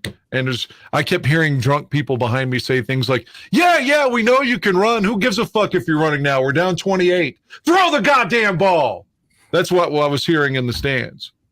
And, of course, just boos, across the board. So if they wanted to alienate their fan base, they found the perfect game plan to do so. Before we get talking about the Bears, I don't want to forget to ask you this. Nick, Sports Talk USA asks that he senses a Boston accent. Are you from Boston area? No, I am from, my family is from Rodgers Park, Illinois. So, the most northern part of the city. So no, not from Boston, but I've never gotten You know who a Nick Boston sounds accent like? before. What does he sound like? He sounds like Adam Johns. You do, from the Sun Times. Or the Athletic. Yeah, the Athletic and Hogan Johns. Yeah, you do. Any relation there, Nick, to Adam Johns? No, I listen to him all the time, though. So I've never thought about that. Sometimes you don't hear your own voice until it's like recorded. Oh, yeah. So, oh man, I never put that two together, but no relation at all. Yeah. Getting back to the defense in that first half, one of the other things that concerned me is that Jordan Love, probably in that first half alone, missed 3 big plays. He just threw the ball, overthrew it, a little off target or whatever. And, if he would have completed those, like Dan told me on Monday when we rewatched the game together, if it was Aaron Rodgers, he would have hit those passes, and who knows what the deficit would have been at halftime. So, I mean, you could say that about every game, this didn't happen, that could happen, blah, blah, blah. But, I'm almost reluctant to give the defense any credit, given that we were playing essentially a rookie quarterback, his second NFL start. And I do think that a lot of the reason that Jordan Love outplayed Justin Fields in this game was because he was better prepared. LaFleur did a better job of preparing him than Eberflus and Getsy did in preparing Justin Fields. It's like those 3 preseason games that Jordan Love played, it was in preparation for the Bears. It wasn't, for anything else other than that. And Fields just went in there on a real small pitch count, and it wasn't strategically thought out, is my guess. I'm speculating here. But at least Johnny Santucci agrees with me. What do you guys think? Oh, man. I'll let Dan go. I don't know how to respond to that one out of the gate.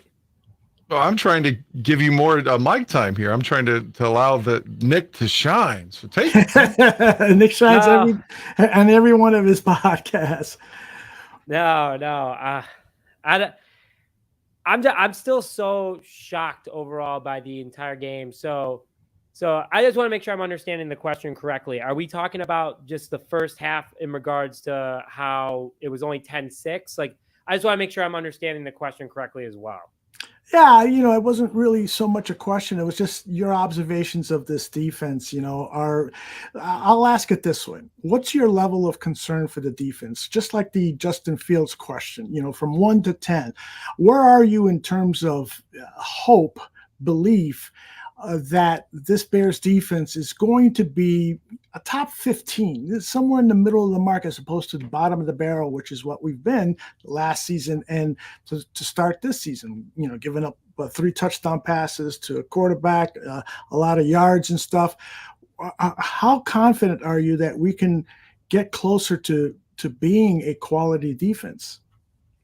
So the one thing that I am trying to be optimistic about is that this was the first time this unit played all together a full game. I mean, they played a couple drives together. They played, that's about it in the preseason and camp. So they played against themselves. So they were able to know everyone's weaknesses and strengths. Mm-hmm. Yannick came out of the gates hot. I will say that because, he had the big tackle for loss in the first quarter. And then he had the sack to close out the second half or the first half. And then he had that big tackle for loss to start things off. Overall, Yannick is a true veteran, someone that we actually really needed. So hats off the Poles for bringing that in. Edmonds is the new leader. He was rusty, wasn't really there all offseason. So Sanborn's not used to playing with him. TJ Edwards also isn't used to playing with him. So those two are kind of getting used to each other too. And, TJ Edwards had 14 tackles, had a really nice game. The secondary as a whole, that group has no excuses. My concern right now is Eddie Jackson. Eddie Jackson's coming out full-blown swinging, saying, I'm having a career year. I'm going to do big things. And he got absolutely cooked by Jordan Love and the coaching staff. And it drove me absolutely crazy that Eddie Jackson on overthrows is acting like he had anything to do with that. And I was like, stop. You're just embarrassing the Bears defense right now because you're not doing anything because that touchdown that they scored in the first half, who was it over? Eddie Jackson. The throw where Jordan Love is literally fading away, throwing it to his tight end on the other side of the field. Who was supposed to be in coverage there? Eddie Jackson. Eddie Jackson wasn't tackling. Eddie Jackson wasn't doing anything. You're saying you're coming in for a career year. And, at the beginning of last season, you started this way too, but it was just an ugly performance. And your leader, one of your captains on defense is not performing to the highest expectation. That is a big problem. I thought that Justin Jones also, put his foot where his mouth was with all the comments he made in the beginning of the season. And I love Justin Jones. I've interviewed him twice. Really nice guy. But, being a nice guy and being a top football player is two different things. And I think Justin Jones could have done a little bit more. Andrew Billings was out there. I thought Andrew Billings did a great job. But overall, and DeMarcus Walker was bringing the energy. But this defense, no one was bringing energy at all. And that was a big problem because as Chicago fans, we feed off that. We feed off, the Bears defense doing well, the monsters of the midway, and then the offense feeds off the defense's confidence. So if you're not showing confidence there, or vice versa, if you're not showing confidence there, it's not good. So overall, my concern for the defense right now is no, statistically, they are not a top 15 defense. They're not even a top 20. They're a top 25 defense. Not really saying much. I think that this defense has still a ton of potential. I think Alan Williams' seat is red hot right now because Poles went out and got him all this talent, young talent, and they didn't do it against Green Bay. One thing I'll say, though, and you guys can disagree with me if you want, or please disagree with me, is that I look at the score and it's not as bad. It's 38-20. That's bad. But 10 of those points came on offensive turnovers. There was the fumble that led to a field goal and then the interception that went for 7. So the game is 28-20. And there was a few plays that could have gone the other way. The defense still overall did not get pressure on Jordan Love against a banged up Green Bay Packers offensive line. And I think that the game was a little bit, the defense was bad, but it wasn't last year bad. And that's what we needed. But it just looked that much worse that it was against the Packers on opening day. So level of concern, if we're going back to the 1 of 10 scale, 10 being super concerned, 1 being not concerned, I'm at a 7 because this team needs to turn it around and make it at least a 4 next week, especially against Baker Mayfield. That was a long rant, but yes, that is my touch on some of that. Please do. Yeah. First off, the Eddie Jackson stuff. I feel like Eddie's not been the same since the last game we beat Green Bay, which was when they clinched the division with Trubisky, and he got hurt at the end of the game and missed the playoff game. He was dressed but didn't play in the double doink game against Philly. I thought Eddie was terrible in 19, terrible in 20, terrible in 21, and showed signs of a resurgence in 22 before he got hurt. So I guess we all had hope that he was going to continue the upswing, but dude hasn't really been the same since he was wearing 39 back in 2018, in my opinion. He doesn't like to tackle. We've been blaming it on the other safety. Well, he's having to come in the box too much since Amos left, and they're not really taking advantage of his skill. It's just he hasn't been the same since 2018.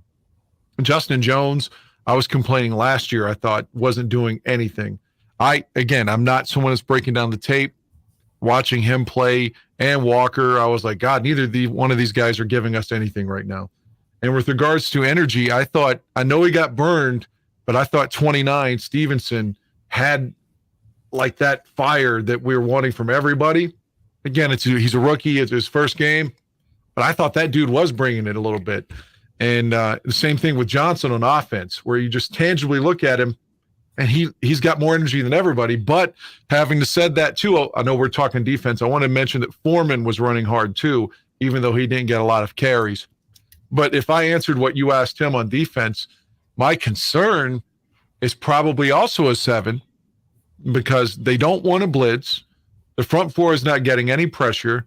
The safeties, Brisker's he's coming back from an apparent injury with the groin, and they got banged up in the game. I'll give him that much credit for persevering, but I have, Jackson's not giving us anything, and now Gordon's out.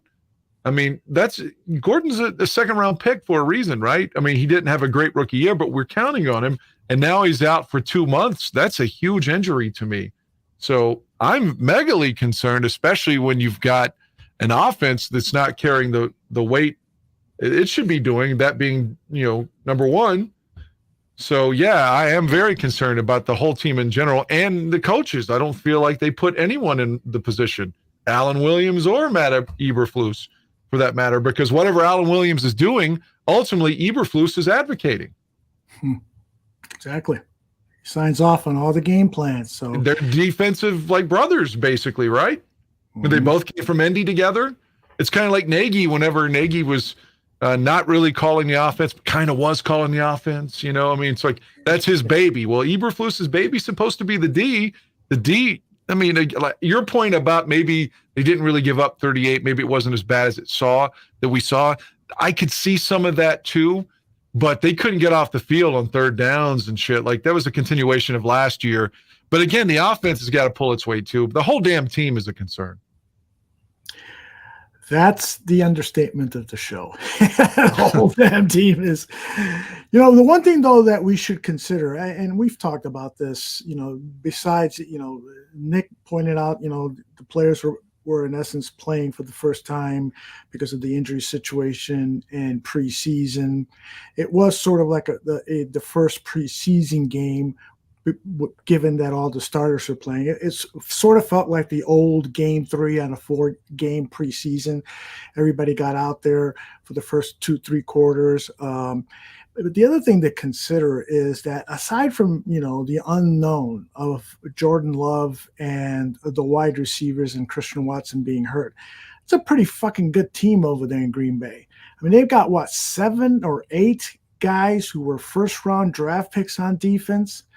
That offensive line, with David Bakhtiari, who is just a sensational left tackle. The guy doesn't need any practice. He shows up and plays all pro level. Elton Jenkins, the center Josh Myers, John Runyon, big guy out of Michigan. And I think their right tackle is Yash Nijman. That's a solid offensive line that's had a lot of snaps together, unlike what the Chicago Bears offensive line is. So I'm not saying that the Packers are going to go to the Super Bowl, but when you compare rosters, they got a roster that is a little further ahead in the rebuilding plan than Ryan Poles' rebuilding plan is with the Chicago Bears. So, Nick, playing the Tampa Bay Bucs, what have you heard? What do you know? What are your concerns about it? And do you think we're going to walk away potentially with a victory? I mean, you know me. I walk in every game saying the Bears are going to win. That's just who I am. I mean, I woke up today. I was like, new week. There you go. Forget about last week. But all things aside, there is concern. There is no doubt about it. The biggest concern I have is, are we going to throw the damn ball? Running it, I have no problem. Rashawn Johnson looked great. He averaged 4 yards a carry, 5.8 yards per catch. Khalil Herbert almost averaged 4 yards a carry. And Foreman, kind of like Dan was saying, was bulldozing over everybody. The energy was there, but it wasn't throughout the whole team. My number one concern is just throwing the ball. Justin can make time for himself with his feet because his offensive line clearly wasn't doing anything. And, another concern is that Tampa Bay front 7. I mean, they're still a scary defense even after a lot of people that they lost last year. So I think Luke Getsy needs to say to himself, yep, Justin's going to have to run the ball a lot, and he's going to have to make plays and room for himself a lot. So that's my number one concern out of the gate. And just kind of from what I'm seeing on Twitter, kind of some inside stuff, is that Getsy knows that. Getsy knows that he needs to throw the damn ball. And that's maybe it was first week jitters. Let's get this offense going. Because think about it, during the preseason, Justin didn't really air it out at all. And that was, I think, a huge problem of Flus. That's on Flus, agreeing with his coach's game plans while his starters were out there. Because Flus comes out there and says, yeah, we're going to play him every game. Okay, that's great. But for 2 downs with a couple of horizontal passes? No, that's not what we want. The Buccaneers defense is super talented. They're going to bring the heat at Justin. Concern number 1 for me. Concern number 2 is the defense. I mean, Baker Mayfield looked like the Baker Mayfield that Cleveland wanted. Looked like the Baker Mayfield that came into LA and shocked everybody on, what was it, Monday Night Football? And then didn't do really anything else after. I mean, Baker Mayfield is not a quarterback to take lightly. I would take him over, Nick Foles or Mike Glennon any day back in those days for the Bears. I would take Baker Mayfield. But how he plays. I mean, the Tampa Bay team, I was kind of shocked that they beat Minnesota. I wasn't expecting it. And that's kind of a concern for me. And then kind of the overlying thing is the injuries. I mean, first of all, we don't know how Mooney's doing. We don't. He got blown up on that last play. I saw someone ask how I felt about him playing in garbage time. I think it was an idiotic move. I think Equanimeous St. Brown should have been out there. I think that guys that aren't going to be part of this game plan should have been out there because the game was over with a couple minutes left. And I know that you want to keep fans engaged, whatever, but that's not the point.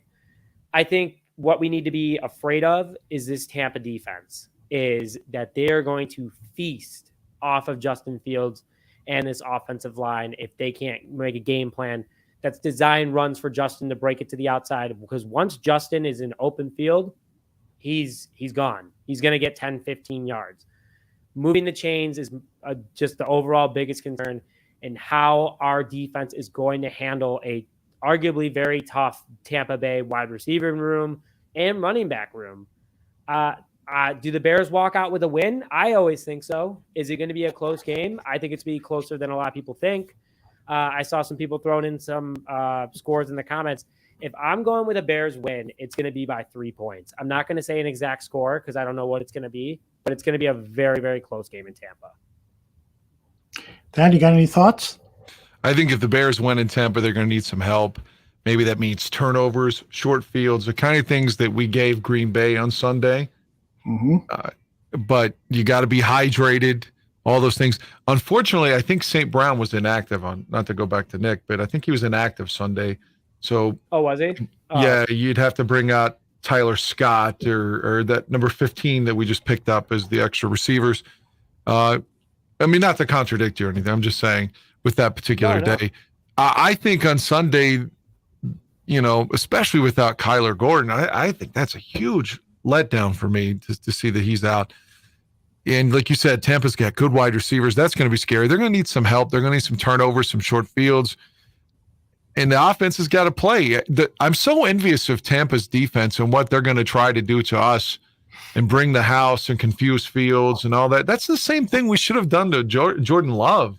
It's like we did everything. It's like Jordan Love had to have X and all these different variables to go right for him to have such a great game. And we allowed all of those to happen. It's like, even force him to beat the blitz then. Come after him. Like, make him uncomfortable. Make him hit the ground a little bit. Like, don't just let him stand there. That's what they always did to Rodgers. I mean, historically, as we know, what the Bears used to do was to hit the other team. Anytime we're in these little pussy defenses where we're like, we're really not coming after you, the Bears are never really successful at it. They're just not. Maybe they were when they, you know, with the 06 team, but still you had Mike Brown and Charles Tillman. You had playmakers in the back end. Like, these guys don't compare to that. So you got to be able to, you can't be too afraid to blitz occasionally, especially when the front four aren't exactly pulling their weight, so to speak. Well, I guess Ngakoue had a big tackle and a big sack, so I can't single him out. But maybe you put the kids up front, the two draftees. Well, it's early. You can't do all those things, you know, in game one. You signed Billings, one of the top free agents. You got to get him some playing time. You got to get him into shape. Justin Jones is the 3 tech. You know, you and I sat down on TV, and just when we were talking about Justin Jones on that very same play, we saw him put a quarterback pressure on. But it's like Eberflus said, you know, the right end has got to know what the left end is doing, what the defensive tackle is doing, what the other defensive tackle is going. There has to be, you know, synchronicity. And so when you're setting up an offensive lineman, the other guy should know what you're doing and complement. And that's not what's happening with the Chicago Bears. They're all playing coaching then? No, I think it's just they haven't had the reps. You know, Ngakoue is a recent addition. You know, the rookies did get a lot of playing time together, and so I'm sure we'll see more snaps out of them. But Billings was hurt, so it was just a bad preseason camp where a lot of the work that goes into building efficiency wasn't put in because of either injury or whatever reason. And then getting back, Nick made the comment, you know, you got to let Justin Fields throw it, but that's what's bothering me is that when he does have opportunities to let it rip, he doesn't. We started the show by showing a particular play from Jenkins's website. I'm going to show another play that I posted up on YouTube. Let me see if I can get this a little fuller on the screen. This is essentially, DJ Moore is essentially running the same route that he did on that previous play. He's going to run a corner route. And so I'm going to pause this They're going to run the routes, and then I'm going to pause it right when Justin Fields is at the top of his drop back. So there you go. This is when he's got to make a decision. Who am I going to throw the ball to? Am I He's going to wide kick open. it? Who is? Down in the corner where you're going to at number 2, that's where the ball's got to go. Exactly. So I posted this on Twitter, and everybody's saying check it down to Rashawn Johnson, check it down to Cole Kmet. And just to prove to them that they were wrong, what I did, see if I can get to it. Oh, damn it. Where'd it go? No, at the while you're doing that, the exact moment when you had it paused, yeah, he's got to throw to the spot where Moore is going to be. Exactly. I mean, the guy open, toward the corner, and then he runs right into the catch that way. You lead him to the ball is what I'm saying. It's not 1977 where you throw exactly where the receiver is. You kind of, with the emergence of Mike Martz and the Rams offense of the late 90s, you basically saw that you throw to spots. Mm-hmm. And the guy needs to go to the spot. And that's what we're talking about here is DJ Moore is en route to that spot. And if you throw to that spot, he's going to be wide open. Right. Whoops. Wrong one. So the answer is to where he should throw it the answer was provided by Justin Fields himself. He said immediately after the game, let me share the screen here so I can read the quote. I've got to, if anything, give DJ a shot on the sideline on that. It is him or nobody, or check the ball down to Rashawn or Cole. So that's the first read. It's DJ Moore headed towards the sideline. That's the throw. Why he's throwing it over the middle of the field to a guy who is covered. Darnell Mooney. He's locked in on Mooney. He never looked at DJ Is that Moore. the pick six? This is the pick six, yes. I thought so, yeah. Yeah, he never looks at. He's the least open guy of everybody on the field. Yeah, it's this is not right, guys, and this is year 3, the start of year 3. You can't blame this on coaching. You can't. He's going to his favorite security blanket, Darnell Mooney. That's what's happening here. And if the ball isn't picked off by the guy who gets the pick off, the linebacker, I think, the other guy's going to pick him off. Exactly. So we've got to coach this out of him. He's got to have that discipline to make the right decisions and risk throwing, a touchdown under different circumstances, trying to hit, a guy who's really open as opposed to what Mooney appeared to be there. So anyway, been ranting about that enough. Well, it's very damning, though. Yeah, but it's fair. I think we're being fair to the guy. Again, we want him to do well. I could sit here for 3 hours and provide highlights of him running and throwing the ball, but the topic is we've got to make a big decision. Meaning the Chicago Bears. Are we going to give him that 5th-year option, which you have to do in year 4? You have to announce it in any ways. You can renege on it like the Bears did with Leonard Floyd, which is another story we need to get to. You can renege on that 5th-year option, but ideally, you'd love to see progression so that the Bears can confidently say, we're going to pick up your option, your 5th-year option, and we're going to negotiate for a long-term contract. That's where we want to be, as opposed to if this doesn't look good for the next 7, 8, 10, 16, 17 games, what are we going to do? We're not going to offer him a deal. Can't do it. We got to find another quarterback. So that's where we're at. Let me just say this too. I'm rooting for Justin. Like at the end of this season, I want them to say we're picking up his 5th-year option. I hope he earns that. Like every Sunday, I want the Bears to win, right? But I hope it's because of Justin, like more often than not the rest of the season. I hope he gets to 4,000 yards or at the very least start throwing to a couple 300-yard games. I want him to succeed. But transitioning here, if I can throw you a segue, he was so bad on Sunday that Aaron Rodgers' career could be over with, and we haven't talked about it for nearly 2 hours. That's how bad Justin was on Sunday. We buried Aaron fucking Rodgers' injury. I hear you. I hear you. Well, you know what? I got a friend who works at the stadium in New York, and he texted me a picture of Aaron Rodgers' X-ray. And Aaron, of course, chose that post himself. But yeah, what do you guys think about this? Nick, I'll start with you. What do you think about potentially Aaron Rodgers' career ending after 4 plays as a New York Jet? Is it weird to say that it kind of upsets me? Because I wanted to see him succeed in New York. I didn't want him to succeed anymore in Green Bay. Mm-hmm. And, you never wish injury on anybody. I don't care what Aaron Rodgers has done to the Chicago Bears, because he brought excitement to this rivalry. And, I know over the last 50 games of the Chicago Bears against Green Bay, were 51 games, the Packers are 38-13. Like, I get it. Like, Aaron Rodgers owned the Chicago Bears. It stinks because, I grew up Rodgers. I saw a little bit of Favre when I first started really getting into football, but Rodgers has been it since. And it was a weird first season, but he's an icon in the NFL. He's arguably one of the best in the generation. He did a lot of great things. He's a great meme. He could never go to an NFC or the Super Bowl without beating third string Caleb Haney. Overall, I feel really bad for Jets fans. The Jets have a good defense. They have a good offense. There's a lot of hope there.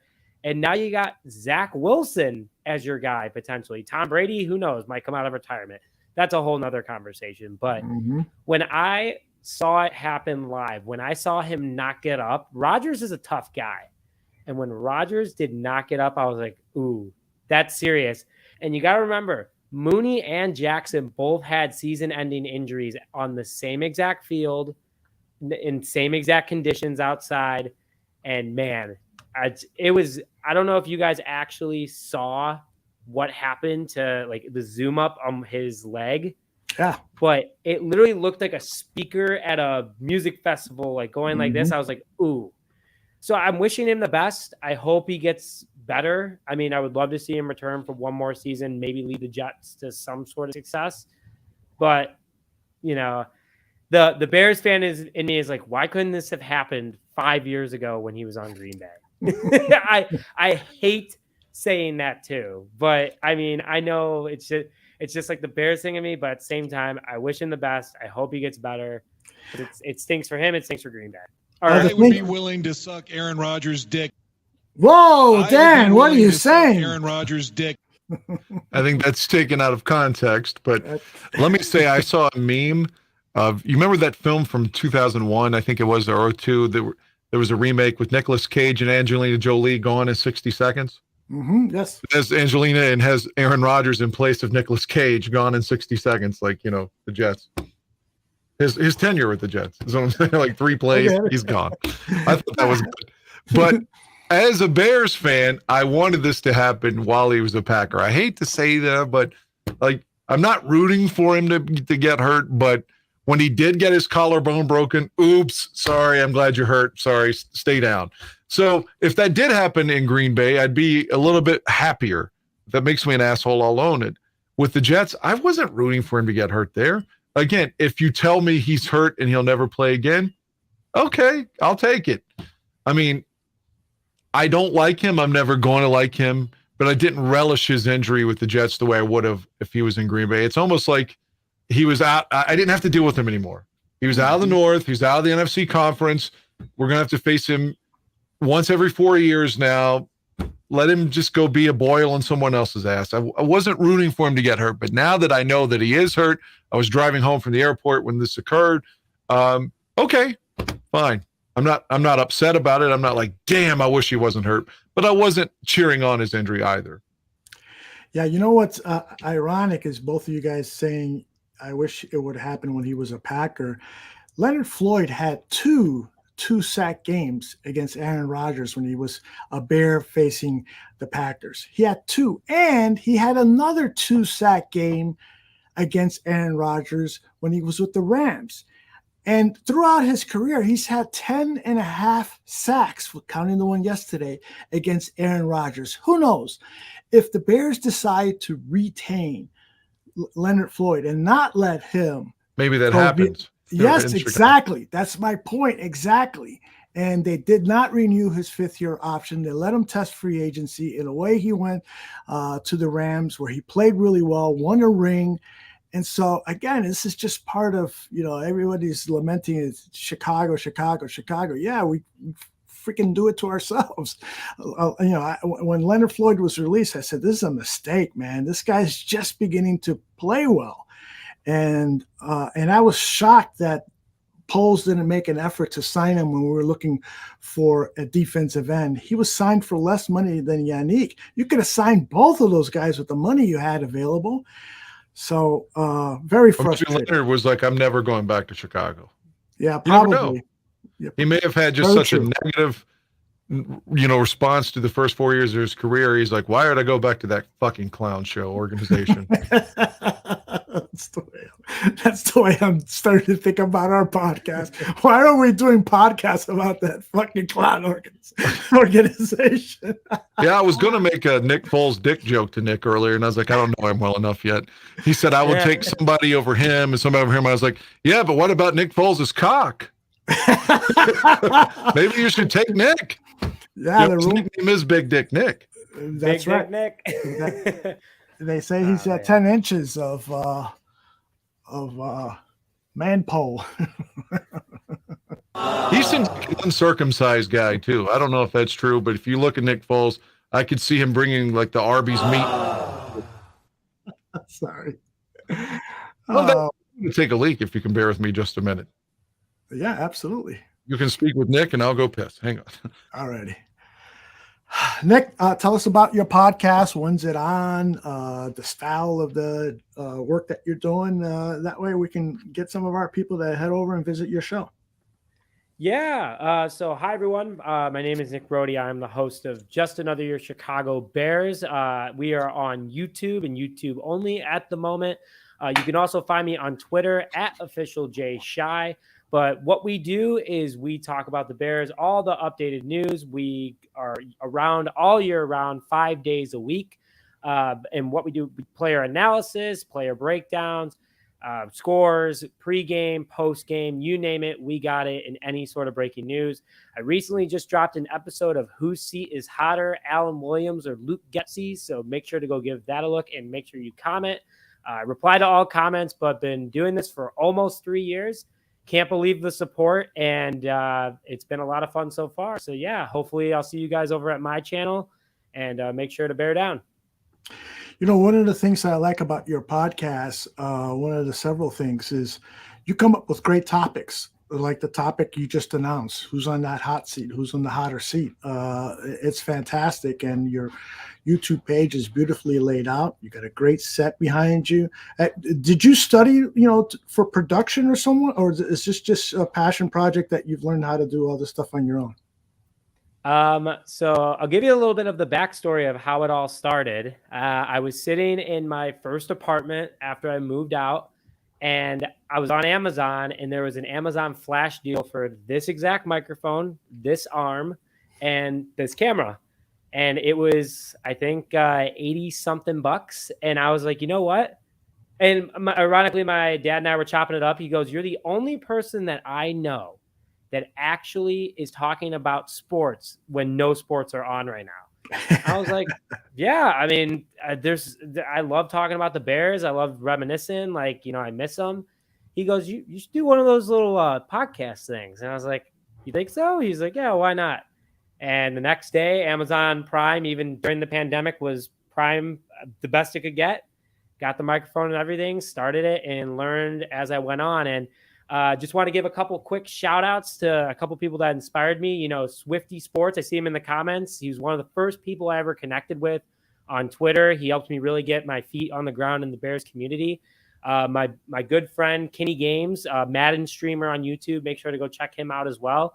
Got me started with editing and learning how to kind of manage the business a little bit. And then also, Will Wright, good friend of mine, got me a lot of great connections. But the Windy City Productions as well, all those good guys. Deeks View, Drunk Ryan Polls. I can go, list goes on and on and on. But it's been a ton of fun. I'm super happy to be doing this. And my big thing for me is that at the end of the day, we're all Bears fans. We all want the Bears to win, and we all have different views about them. Dan and I were just chopping it up a little bit right there. We had our different views on things, which I love. Aldo, you and I have as well. Overall, I just love interacting with everyone in the Bears community. It's a lot of fun. That's awesome, man. And I'm so glad to hear that you've gotten all this help and guidance and friendship from the Bears community, because that's what it should be about. We should all be helping each other, and sometimes we have friendly, repartee going back and forth. I disagree with you or whatever, but what it all boils down to is we're all Bears fans and we want the best for the team, and we should want the best for each other, the common good. By the way, Nick, did you see the weather forecast for Tampa? I did not. How's it looking? It's looking really, really hot. Really hot. You know what I mean? I would have to agree with that. Wow.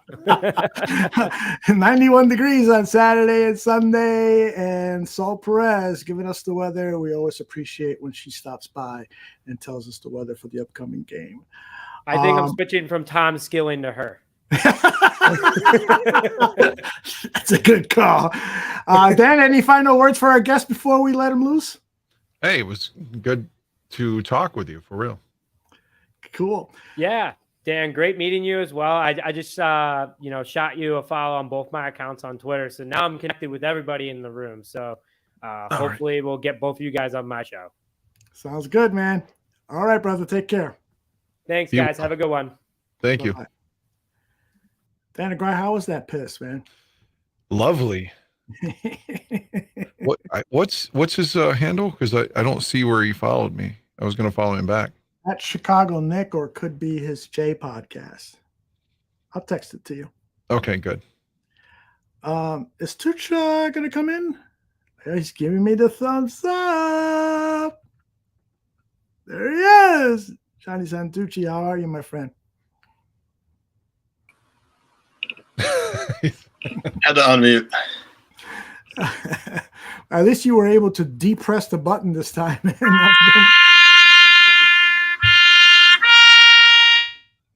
Holy shit. Is that about Rodgers' career?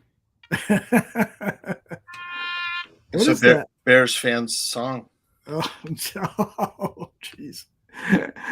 I went 2 hours for that, Aldo. 2 hours. Next time, send it to me so it won't blast my ears out and I can do the audio check on it. No more third grade production All shit. right. Yep. Tucci, your thoughts about the loss to the Packers? Man, one word would be unprepared for week one. Yeah. I'll get into it more in Bears State of Affairs, but. Oh, you got a State of Affairs? Oh, yeah. Oh, look at this guy. Got State of Affairs, yeah. Well, lots of fun. Let's get to it, my man. Stand by. We'll play the State of Affairs Open.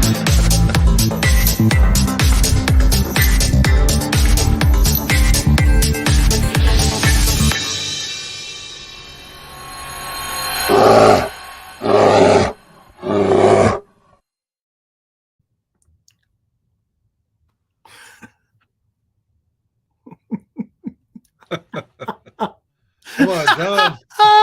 It wouldn't unmute. Streamyard, man. It's just, I don't know. Press the button. Sometimes it doesn't even. All right, get to it. All right. Bears State of Affairs, NFL season. Week 2. We're in week 2. Yeah. Week 1 was the new preseason week 4.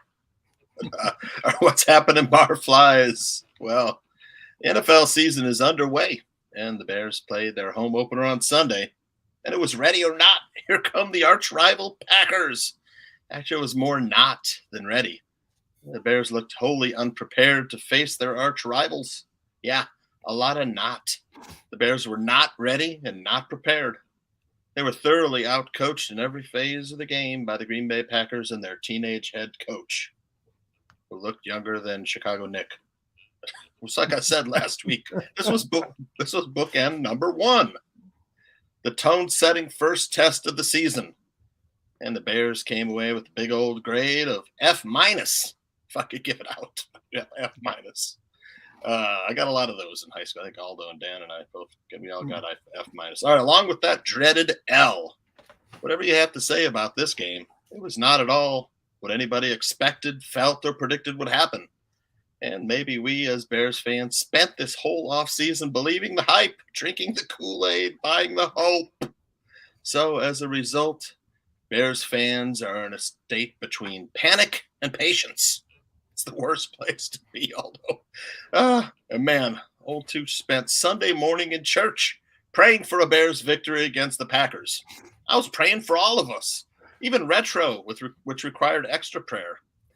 I even found out that the pastor at my church is a long-suffering Bears fan whose sermon included the same Bears good, Packers evil credo that I had been taught my whole life. Yeah, who'd have thought? That's right. That was part of his sermon. Yeah. I think what's the most deflating about last Sunday is the fact that the Bears wasted a great opportunity to finally get the monkey off their back and beat the Packers. We, as Bears fans, we all knew the magnitude of the situation. It was like the Bears just forgot, damn. At least it seemed that way. The Bears were unprepared, uninspired, and unorganized. Hey, maybe it is just the fact that week 1 NFL is the new week 4 of preseason. Maybe it's the fact that we got whooped in front of a home crowd of fans savvy enough to bring out the boo birds early.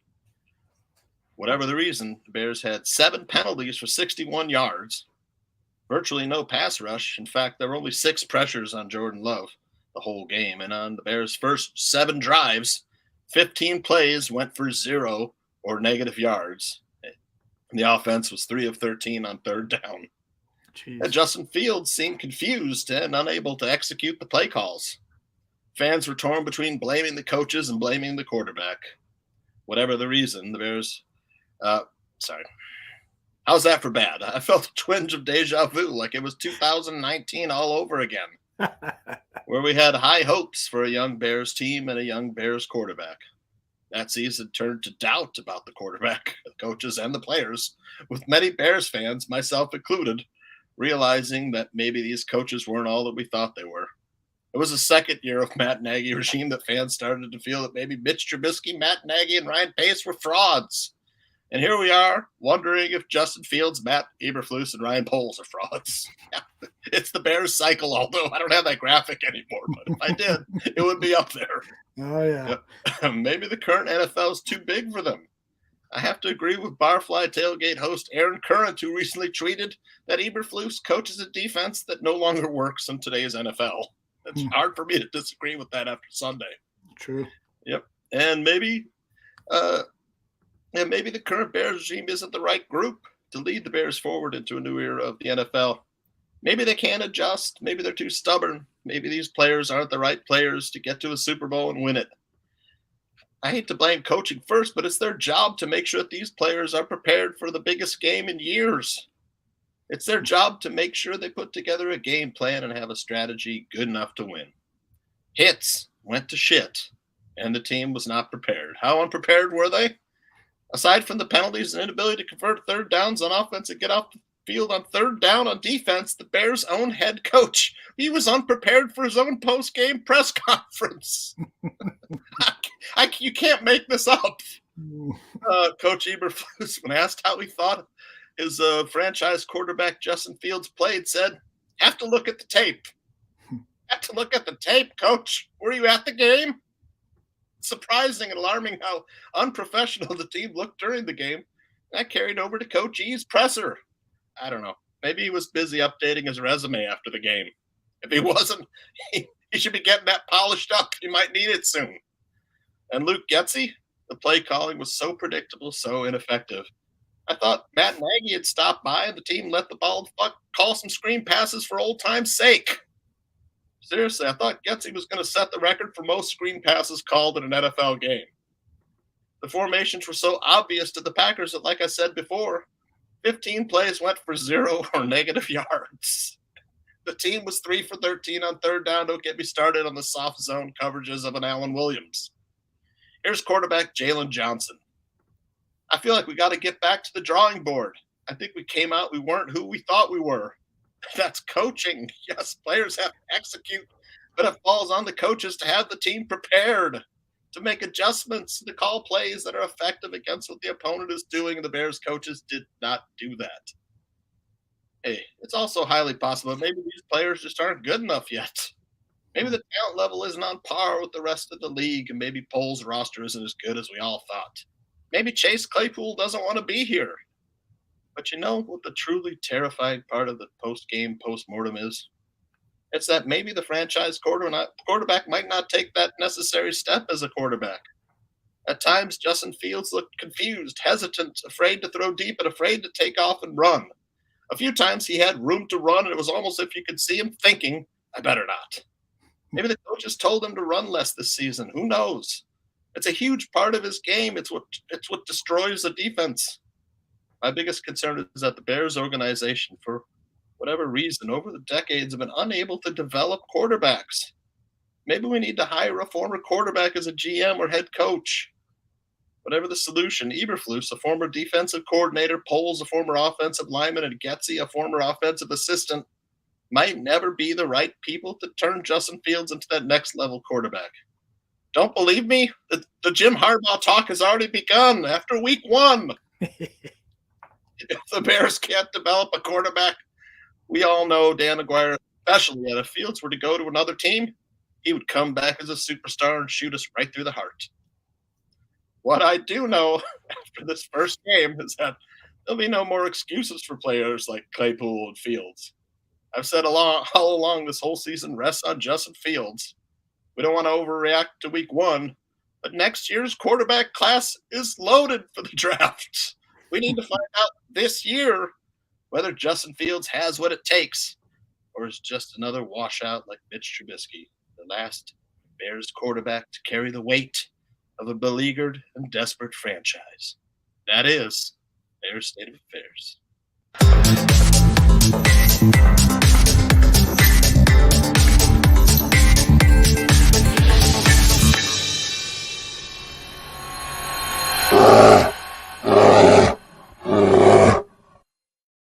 That was sensational, Tooch. That was that line that you wrote. The Bears fans are between panic and patience. That where was we are. Fucking brilliant. Thank Brilliant. you. Appreciate it. Happy belated birthday. Thank you. Hit the 6'5". Yeah. Well, I'll be on Medicare soon. Thank God. Dan, what'd you think of Tooch's Bears State of Affairs? Yeah, I like the last line that he said. The beleaguered, what was it again? Yep, the last Bears quarterback to carry the weight of a beleaguered and desperate franchise. That is nice, man. That was poignant. This guy's like, who's a famous sports writer who wrote the Four Rolly Horsemen? Firestone. Yeah. Good stuff. This one was hard, though. Although a lot of emotions, so much hope. I wore the shirt, hope. We had a lot of hope. And man, it just laid a turd. It was just a big turd, a big old turd. I felt so. I was texting Danny during the game. I was like, "This game sucks, man." Yeah, I didn't mean to ignore it. I was just busy at the game. I responded a couple times, but yeah, I know. I wasn't really looking at my phone. I was trying to squint to see the coverage of the game. I figured you had like 100 people texting you. I just wanted to get my text in there. I know. I honestly just had my phone in my pocket. I was just watching the game and hanging out with Jay. It was just ultimately, it was so monumentally disappointing. It's the worst game I've ever gone to. Yeah. Yep. Tell Tooch the story of the family that was next to you, Dan. Oh, God. So there was a girl beside me that was probably 16. She fell asleep. Oh, Jesus. 66,000 people screaming. She's asleep. And her dad, and there's like 2 other kids, probably 8 and 10, that were there. And after Fields fumbled, he's like, I just can't watch this shit anymore. Come on, kids, we're leaving. And they woke the girl up, and she's like, we're leaving? And she's like, okay, thank God. So all of them left after the fumble. Our guy Ron, who we've been trying to get on forever, he said he left in the fourth quarter. Lots of people left in the third and fourth quarter, and that's why you had the Packers takeover of the stadium in the fourth. But the worst part of the whole trip is I was forced to pay $86 for a cab ride that I was quoted $55 on, but that's another story. The whole damn trip, it was tough getting to the airport. My flight was delayed 2 hours leaving, the horrible cab ride, and the horrible game. The only good part about the whole damn trip was hanging out with Jay and Aldo. Yeah, it was great hanging out with Jay. Stopped by the house to pick up Dan, and we had a nice breakfast. Had a great talk with Jay. It was great to get to know him better. Tooch, you got a question here. Can we put Justin at running back and let Johnson start at quarterback? Johnson was one of the bright spots. I kind of like him at running back. I agree. I think one of the things that was missing from the game plan, I don't know why.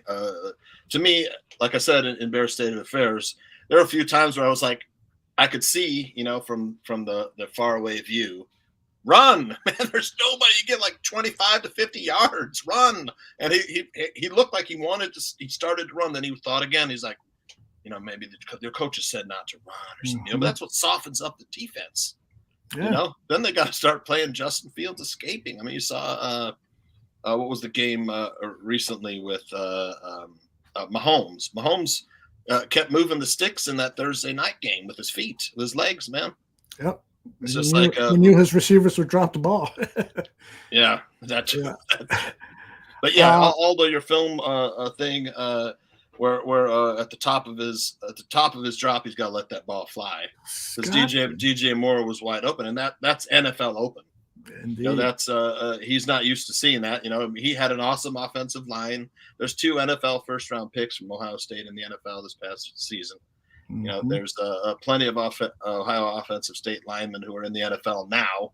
He had 3 first-round draft pick NFL wide receivers, that he threw to, and plenty of time playing against inferior competition when he was at Ohio State.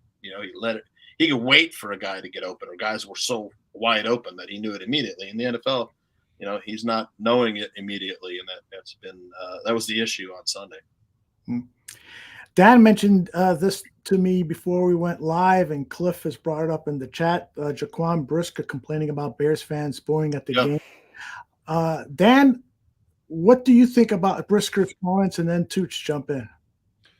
I don't blame Brisker. If you were a player, you would want the fans to be on your side. I see both angles of it. I wasn't one of the ones booing, but I don't really take umbrage with the other people that were booing. I mean, they weren't booing until the second half when the game got out of control. And again, it's because everybody there is so passionate and so on you, and it just feels like the offense is not trying to win the game. Fields isn't playing up to par. The defense then sort of quits. So you have that tsunami of emotion that led to the booing. But do I blame Brisker for saying, hey, come on, guys, stay with us? No. I see both angles. I don't think anybody's wrong. Everyone involved has a point. But, I'm not pissed at Brisker, if that's the question. Tooch? Well, again, I'm kind of for me, I have mixed feelings because one, the booing kind of takes away our home field advantage. But at the same time, man, if I was a player, I'd be like, man, you know what? We played like shit. I totally get it, bro. Boo away. Yeah. But that's where we are. We're torn between these. We have these mixed emotions this week. Right. Well, and Eddie Jackson said the same thing in his rookie year when he experienced some boos back in 2017. Why they don't boo they never boo at Alabama. I remember him saying, and what they don't understand, these young players, is that we fans have been living through decades of frustration. So the boos aren't just necessarily directed at the current team's level of play. It's this history of the McCaskey-led Chicago Bears. Steve Stenstrom still. Exactly. We're booing all of those quarterbacks who have let us down. I mean, we know who they are. All of these guys have disappointed us to a large degree. So, that's what they don't understand. But I agree with you, Tooch, and everyone else that says you shouldn't boo. I hate to give up on the team publicly. I want to root them on. I want to be the 12th man. I want to be at a Bulls game. I want to be the 6th man. I want to continue to cheer even if we're down 3 touchdowns in the fourth quarter, and I get to experience a tremendous comeback. And I can say I never fucking had a doubt. I always thought we could win. I want to experience that in my lifetime, since I can't go out there and fucking hit anybody or make an interception or anything. That's my contribution to the team. But again, we're in a situation here between panic and patience, as my philosopher friend John Santucci said. You and I have been Bears fans for decades. Like, I'm going on 46 years 49 years. It'll be 50 years next year as I've been a Bears fan. Look at that. Although, you're like a decade. 56 years. Yeah. 56 years, yeah. So, I mean, I'm wondering how long it took us to get to be so cynical.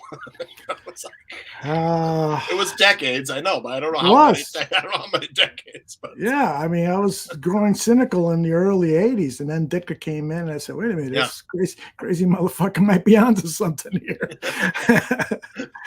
All right, before we pull the plug on it, Tucha, you caught up with Winning Time? Yeah. Oh, yeah. All right. Why don't you lead the discussion on that with you and Dan?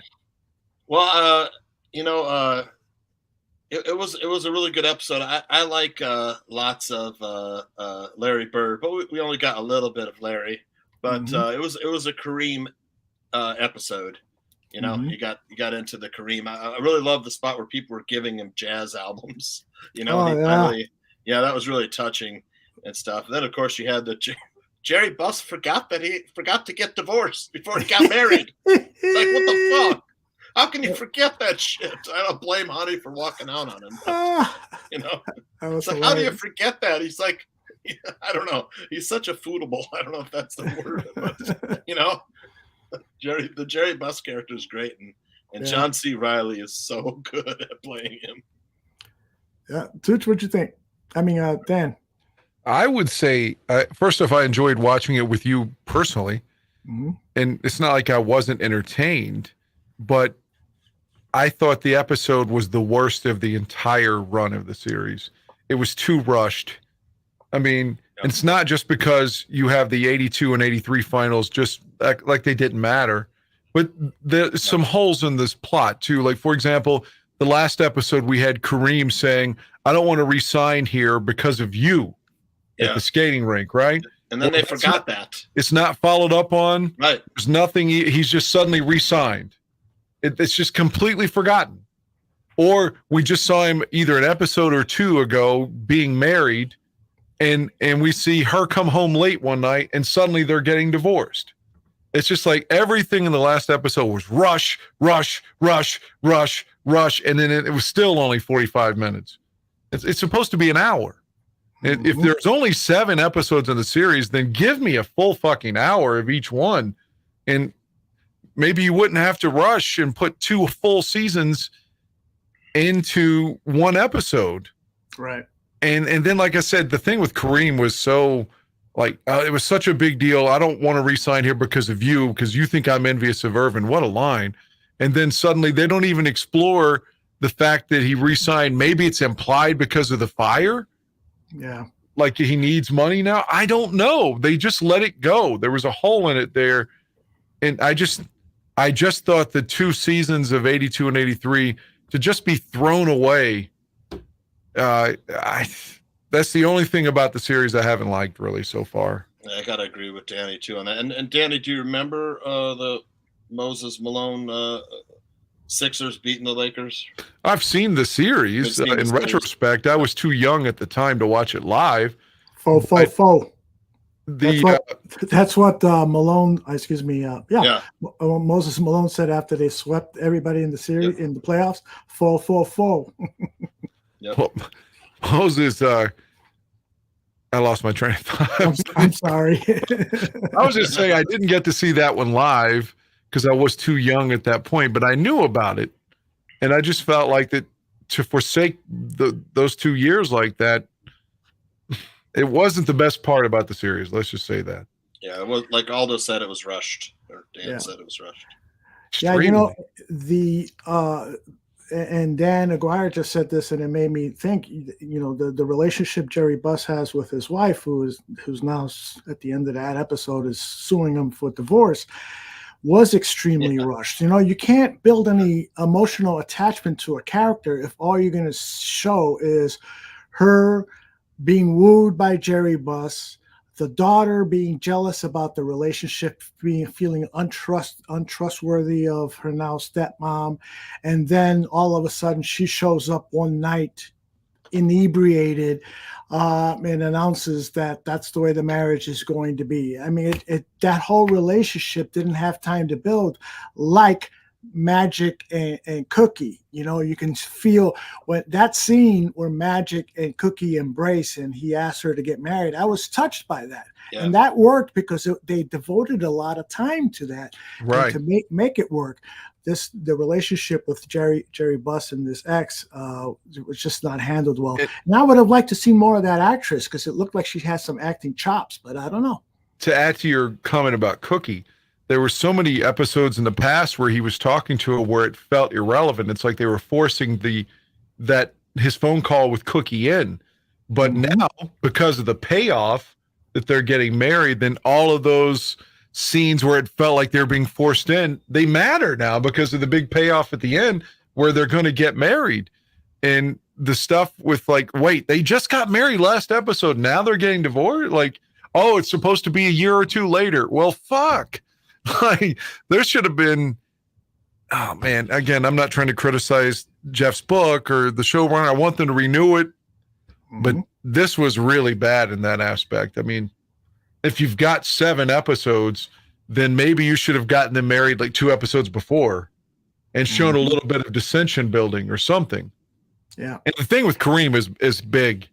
Like, if he's not going to come back and he's disgusted with the organization, you can't just suddenly, oh, by the way, he's back and we don't even explain why or how when he's one of the main characters. Yeah. Those of you in the chat who have not had a chance to see Winning Time, you know, trust us, you know, what we're sharing with you really isn't spoilers because this is all history. This stuff has really happened now. The TV show has taken some creative liberties.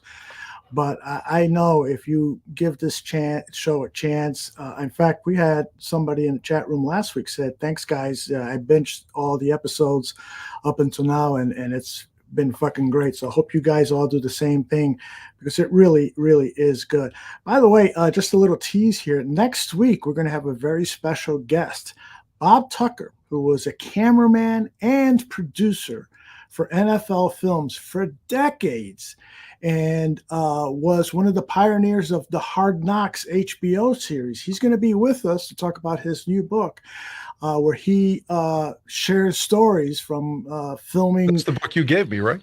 That's the book I gave you, right? It's the now I forgot the title and I don't have the book in front of me, but he's interviewed George Halas. He goes back that long, and when you see this guy, you're going to say, how old are you? Because he looks so young. But interviewed George Halas, Walter Payton, a number of the Bears greats, and he shares these 3-4 page stories. The book is in alphabetical order, so if you want to see a story on Walter Payton, go to the P's, and there will be Walter's story. So I can't wait for that, and I'm going to show a bunch of NFL film stuff. So YouTube, don't fuck with me. Don't interrupt my live broadcast. Yeah, I got to get you a copy of this book, Tooch, because I think you'll love it. I know you're a fan of NFL films as well. Oh, yeah. John Facenda. Oh, my goodness. Yeah, I'm sure he's got some stories about Facenda. So so that's next Tuesday here. Guys, as we near the end of this show, any final thoughts? I'll start with you, Mr. Johnny Santucci. Well, first of all, extremely humbled that Aldo's spending his birthday with Dan and I tonight for Bear Their Souls. So shout out to Aldo. It wouldn't be my first choice spending a birthday with me. Well, his birthday was last week. Was it last week? Okay. It was on September 6th. Yeah. Okay. Which is funny, though, Tooch, because I love to tell the story. My mom, for years, celebrated my birthday on the wrong date. Right? I'm like 9 or 10 years old. I'm looking through a shoebox that she had with photographs and papers, and I open up this piece of paper, and it's my christening, my baptism paper, and it says born September 6th, baptized September 8th. And so she flip-flopped it. And so every year, I was getting my presents, I should say, because I never had more than one. I was getting it 2 days late. Anyway, so you're part of a special group, you and my mom.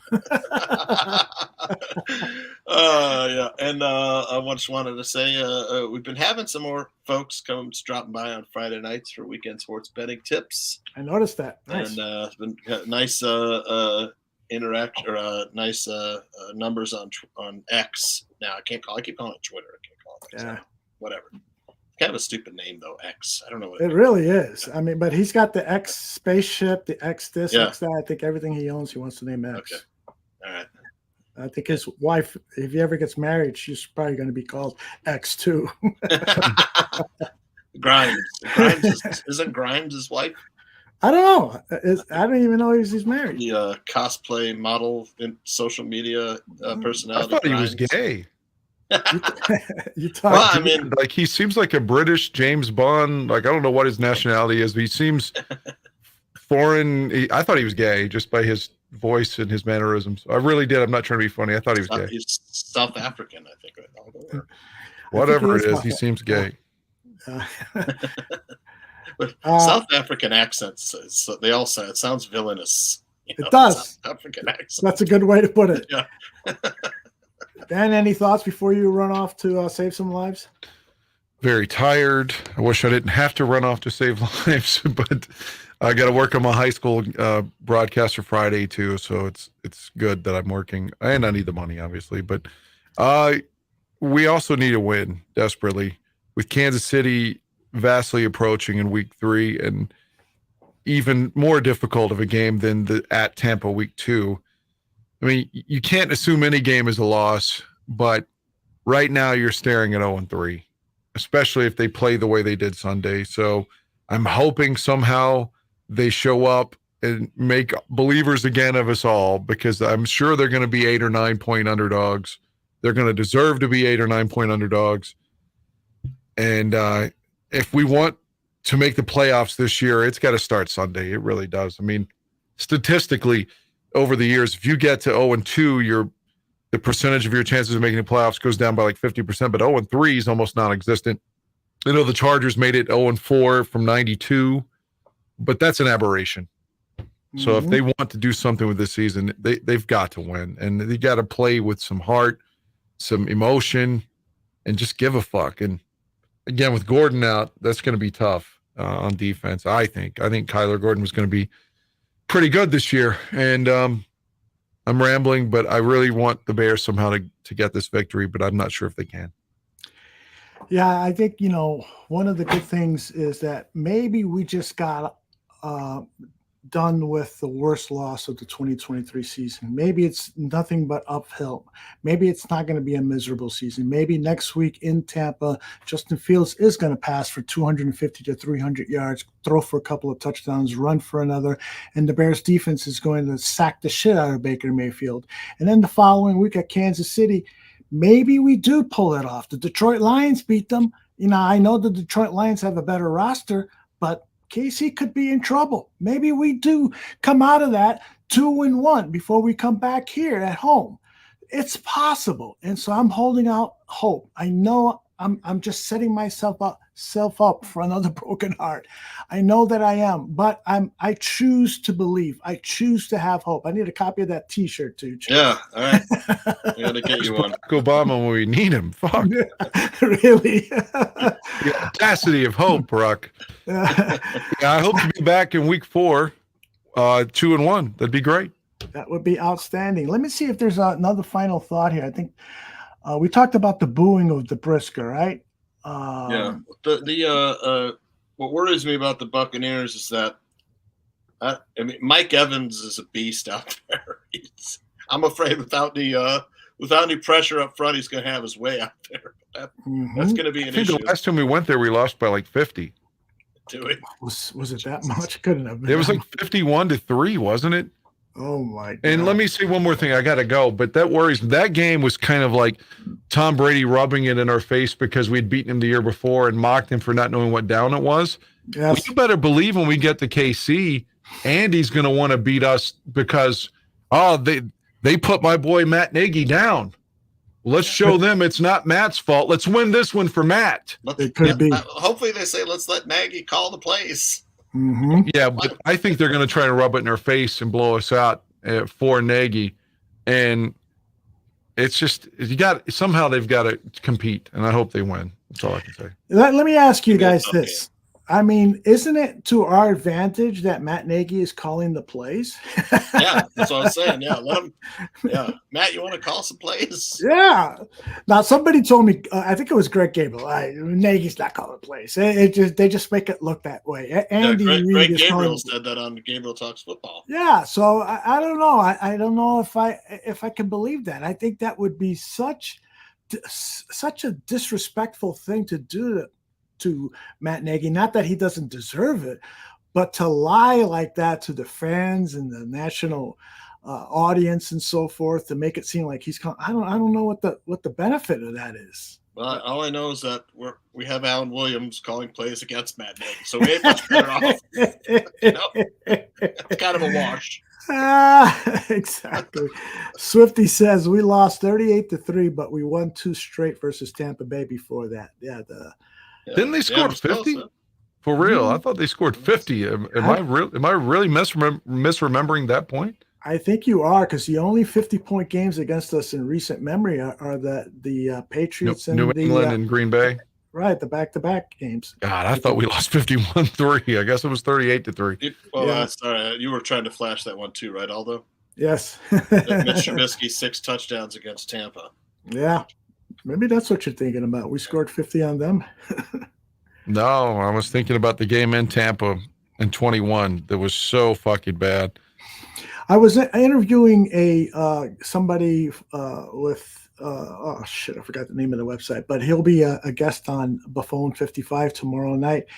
And I asked him about the weather. He said, you know what, a lot of people don't realize is that early in the season, the Tampa is playing teams that have been coming off 90-degree weather days in practice. Plus, the Bucs players are gasping for air too. It's not like they're totally immune to the heat. So maybe we're putting too much into that, just like we have with bear weather. Fuck bear weather. Fucking bear weather hasn't helped us win since the 80s. And I'm talking about mid-80s, not late 80s. Do you guys have a thought on this? Still can't believe. Why we passed on him, right? Yeah. There's just no way you could take that chance. We took the pick and the player from Carolina. Mm-hmm. And we got offensive line help. I'll tell you, they picked the best right tackle because they play Aiden Hutchinson twice a year. That dude's left end on the Lions. Yep. Well, how about that? I'm sorry. No, I was going to say, how about that hit Darnell Wright put on Quay Walker after he scored that touchdown? Yeah. Dan and I watched that probably 3-4 times on replay, having fun with it. Yeah, he stuck him. But guys, Aldo, thanks for the weekend. All right, Danny. And I'll see you all next week then. Yep.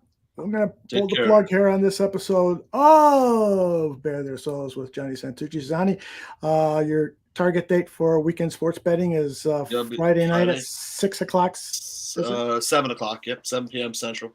Did you guys have some winners last Friday? How'd you guys do? Yeah, our dog of the day won.